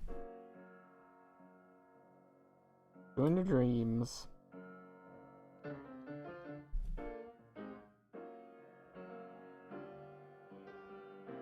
And in part 1, this is paralleled with Pochita Chainsaw. Right? At the end. I do kind of think all of this coming out right at the very end was a little bit much. A little bit much. I think he went packed a little bit too much punch into the very, very end. I think this could have been cool maybe 1 or 2 more chapters earlier. But, you know, it's kind of Fujimoto's style. It's just Chainsaw Man pacing, bro. It is what it is.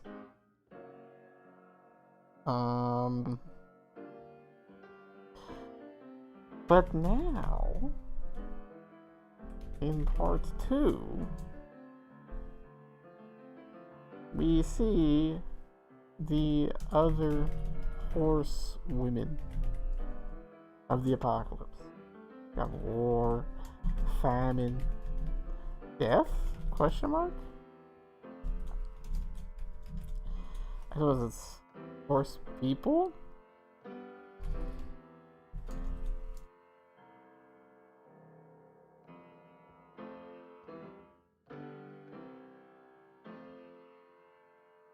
Right, of course, the Yoshida being Death Devil theory.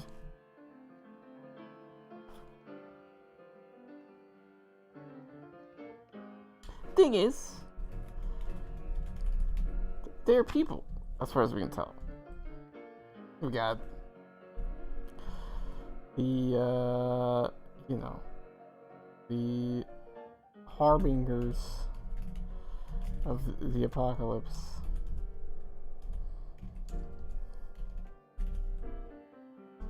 Apocalypse, there we go. They seem to possess people. That's how it seems.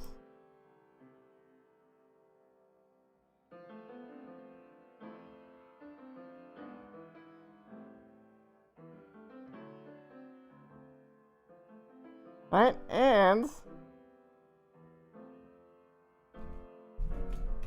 they are sympathizing with a possessed human.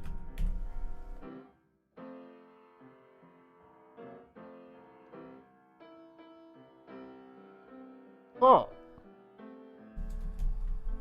if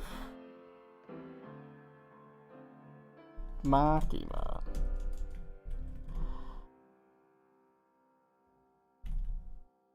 is revealed to have been a hybrid, a human devil combo, as Naita is, that has huge implications for her story.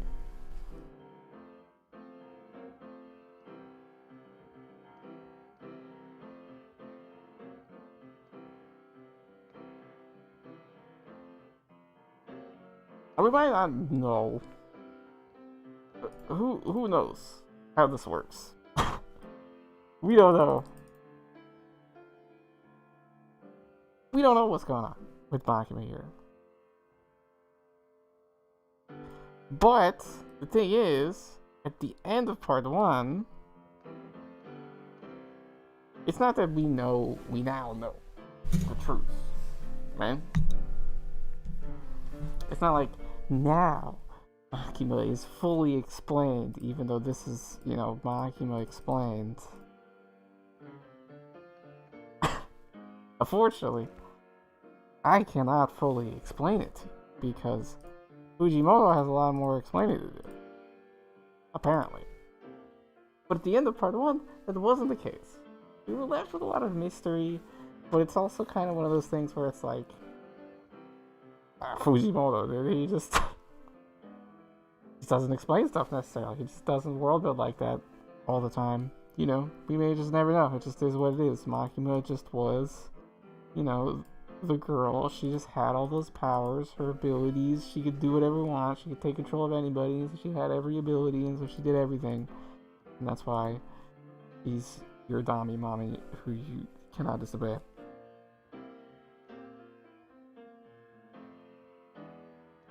Right, that was also kind of like set. That was also kind of like, he was the control devil.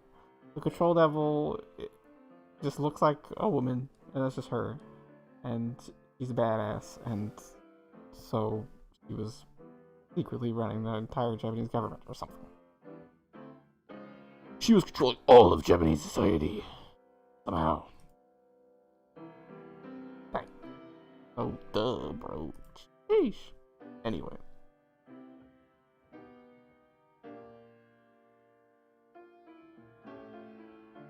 Anyways.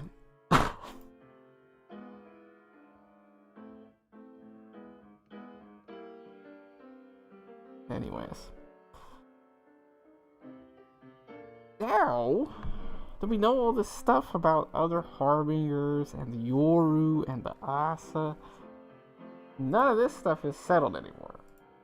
So, for example, let's do a potential fan theory of Makima. This is for all the Makima fans out there, right? This is gonna be its own video. A potential fan theory of Makima right now. And just sit with this one next to what we had before. Alright? So it's a human devil hybrid. Right? Devil takes control. Control devil, pretty good.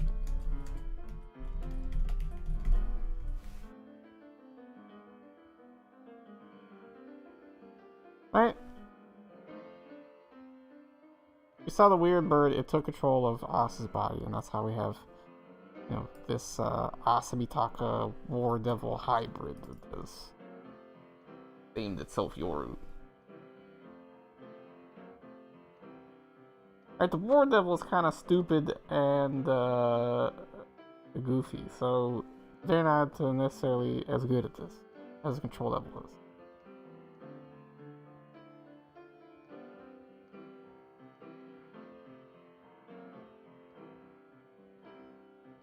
But to live in the body,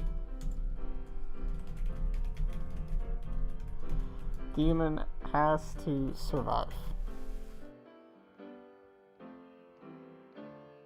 So this is actually a thing. A fine thing. I don't think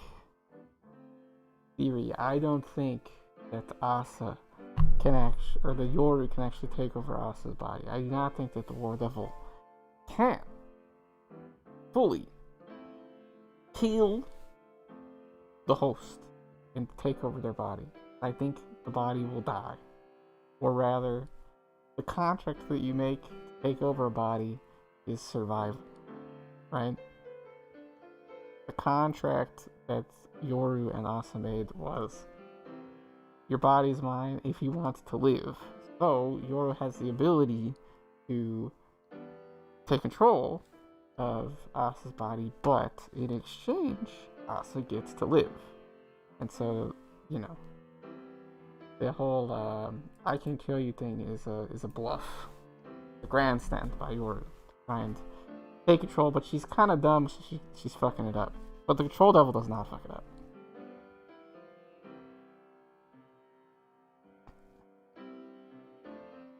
Alright. Because of this possession, right, the human kind of has to give over to the devil. Alright, because of the whole, like, being captured by the government and raised in captivity and becoming a tool of the state, blah, blah, blah, blah. Alright, that's whole... I'm going to talk about that separately, although we'll come back to Makima again. But we're just breaking down the character. Alright? About the character.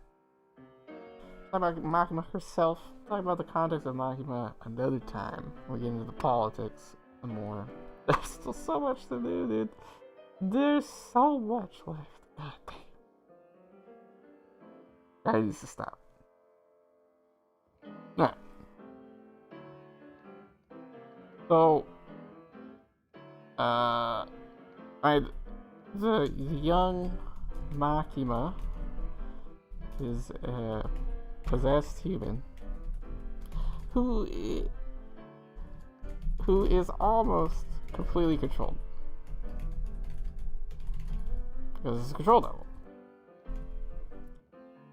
But, right, their feelings,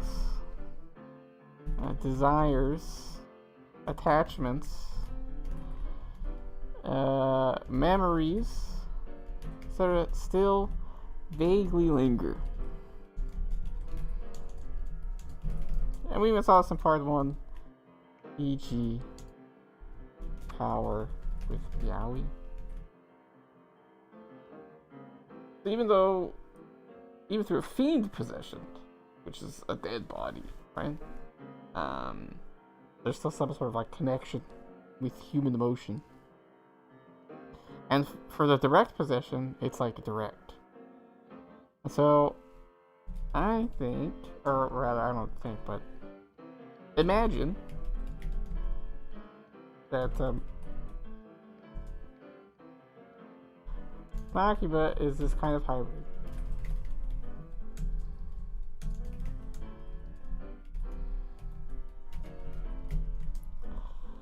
And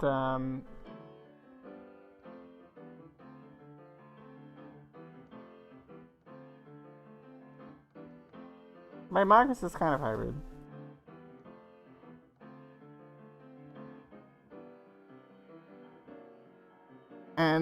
And so her human side and the devil side are in the conversation.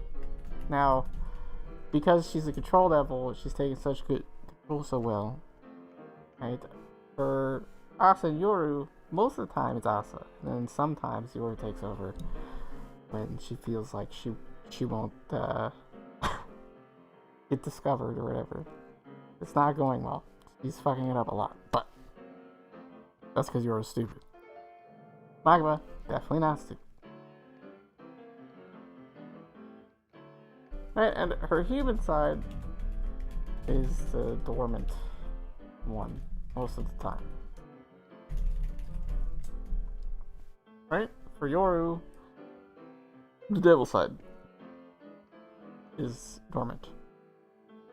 But for Makima, the devil side is active most of the time.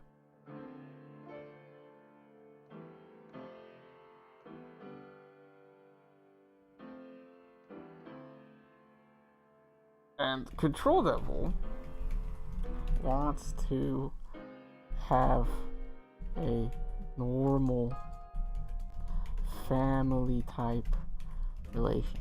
She is I don't know. Devils. Whatever. The Control Devil is reaching for this egalitarian, this equality, this familial type of relationship, but she can't get it. They can't get it because of their power.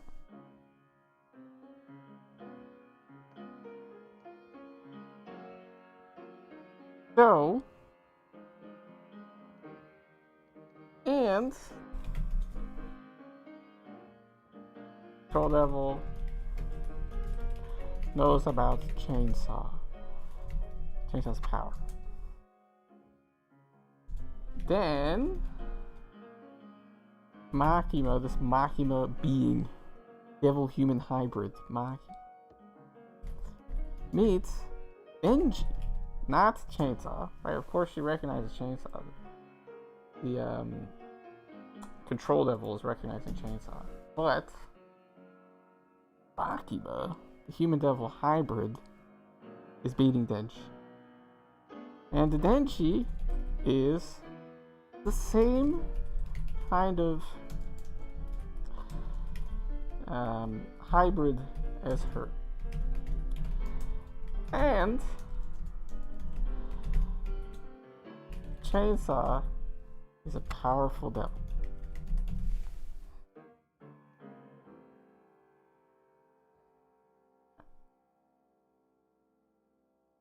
So there we go.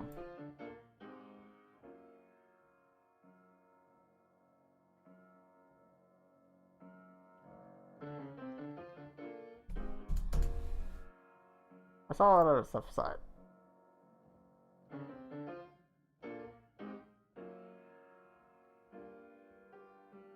So Makima's this human devil hybrid. Control Devil wants to have a normal relationship. Makima's the human along for the ride.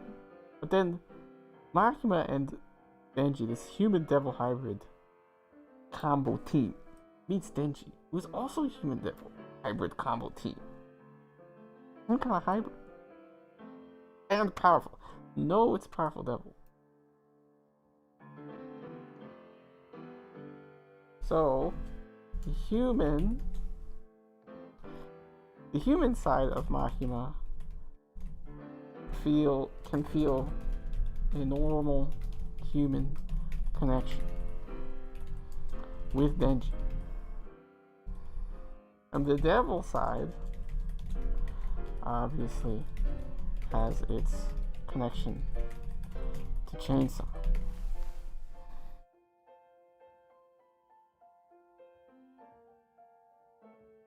Right? Human Makima being like, oh, he's a human with a devil like me.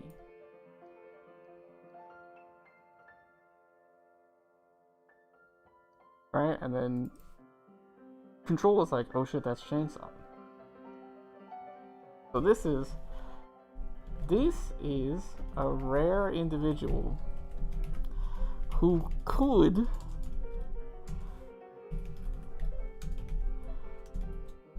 have an equal relationship with Maki. I mean, not an equal, but a familial type. Family type.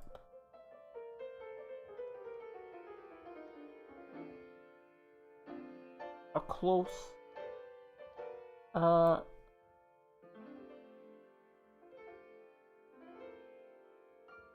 what do you call that?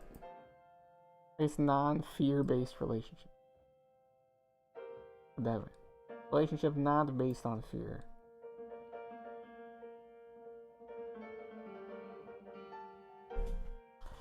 So, and then this is again a potential theory. So, human Makima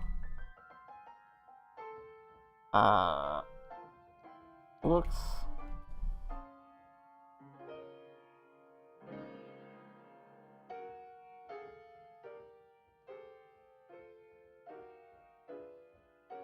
for a chance of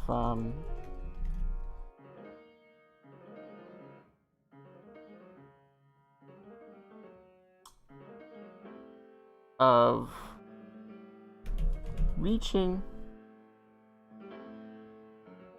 Control's goal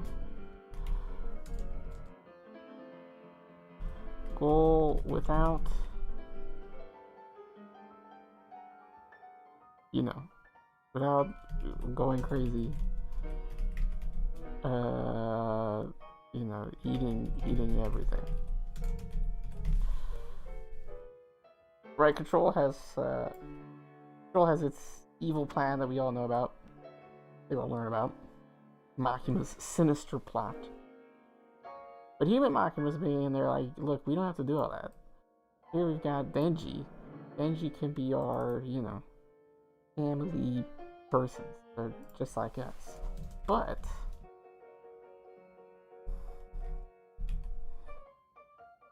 Denji connecting with a different family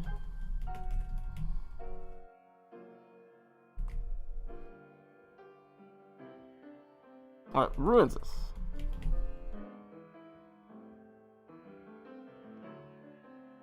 For Makima. Which it doesn't have to. It shouldn't have to, but it does.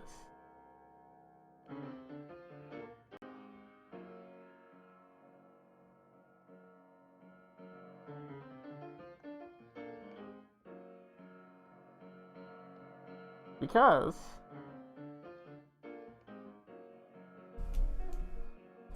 in the end, Denji submits to Makima, which is not what Control wants.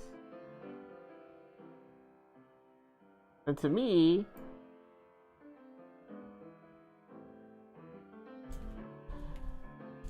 this is the Makima laughing scene. And this is the end.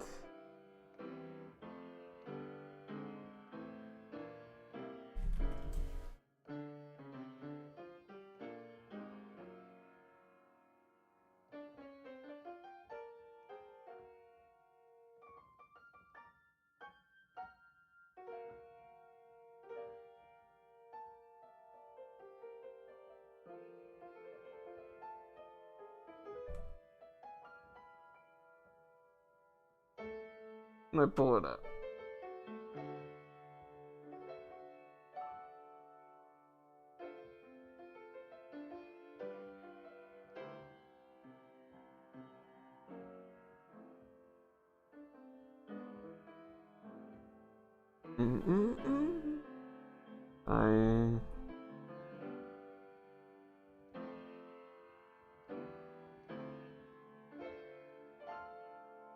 Yes, 81.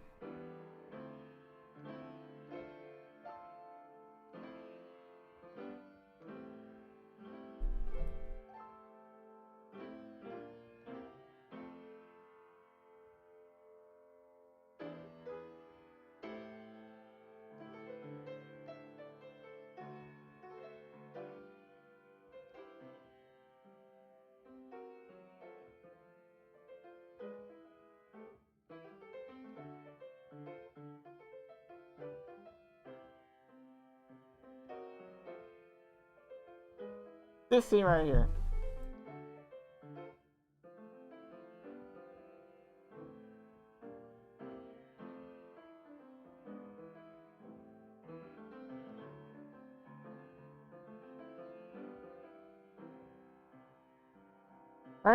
there's that original part 1 interpretation that this is, her evil plot complete. Now she's laughing at the hero. Ha ha ha. You fell for my stupid, dumb idiot. Ha ha. Well, I'm out. But this could be internal turmoil instead. This could be the end of a conflict, a battle between the human and devil. To say, how are we going to get what we want? Not what do we want? Is what we want good? No. How will we get what we want? Are the humans saying, look, we can connect with Denji. We can be honest with Denji. We don't have to control and twist and use Denji to use chainsaw to obliterate all fear. Just to do this. Here's our shot. This kid right here. Let's groom him. No. Let's just, be a good, normal mentor for him. Help him out. But that doesn't work. Denji submits. He wants to become a dog. And so, control wins out. And here it is.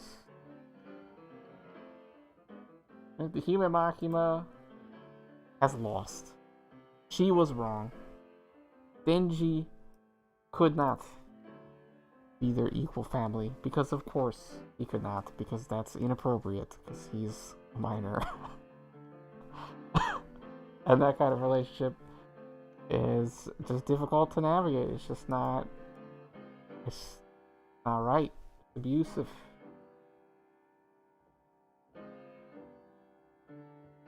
And so it was. She couldn't do it. It couldn't happen.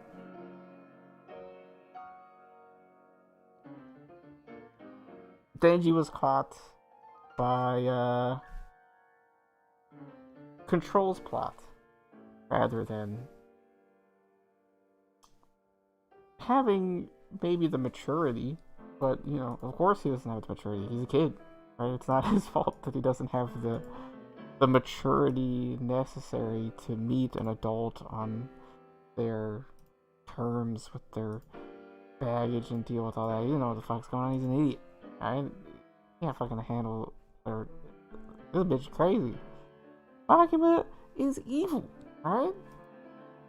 Sure, maybe you could salvage her, but nah, dude, she's crazy. She's a killer. Not good. She's twisted. And even with, of course, this extra tragic potential, because I mean, this version of Makima's story is way worse. The strongest evidence that this could be true is that it is so much more fucked up of a story, even than the one that we already have. It's already fucked up. And the other thing is, this is just one potential reinterpretation now that we have new information from part 2.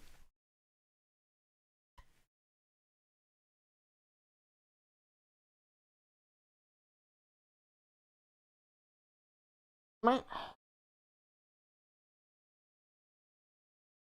There are many other ways, now that things have changed about what we know about the devils and the horse women, horse people, the harbingers, so to speak. Now we know more about them, as we learn more about them, this will continue to change Makima's role, a potential role in the text, and open more avenues of reinterpretation of her character and what part 1 means, because interpreting Makima is interpreting part 1. And here is one new one.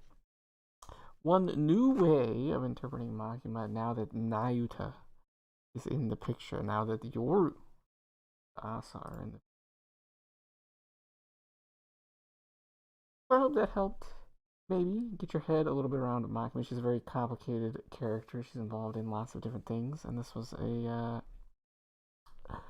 broad overview of how her character fits in the story, what she means to the story, and how that meaning has been impacted by new aspects of the story.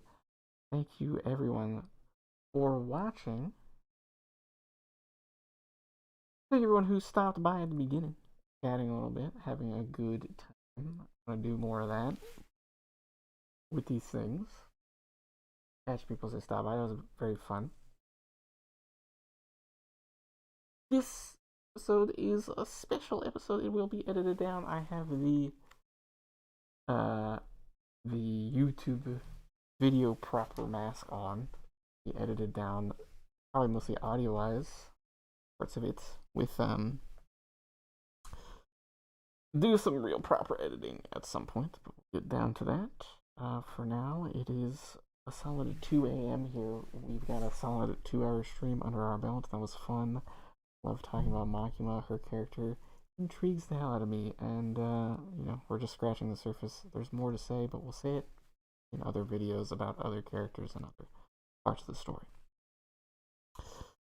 Great, Makima explained. It's done. I explained it to you. Don't ask me to do it again. We're done here. Don't look at me. Thanks for watching. Like, subscribe. Have a great night.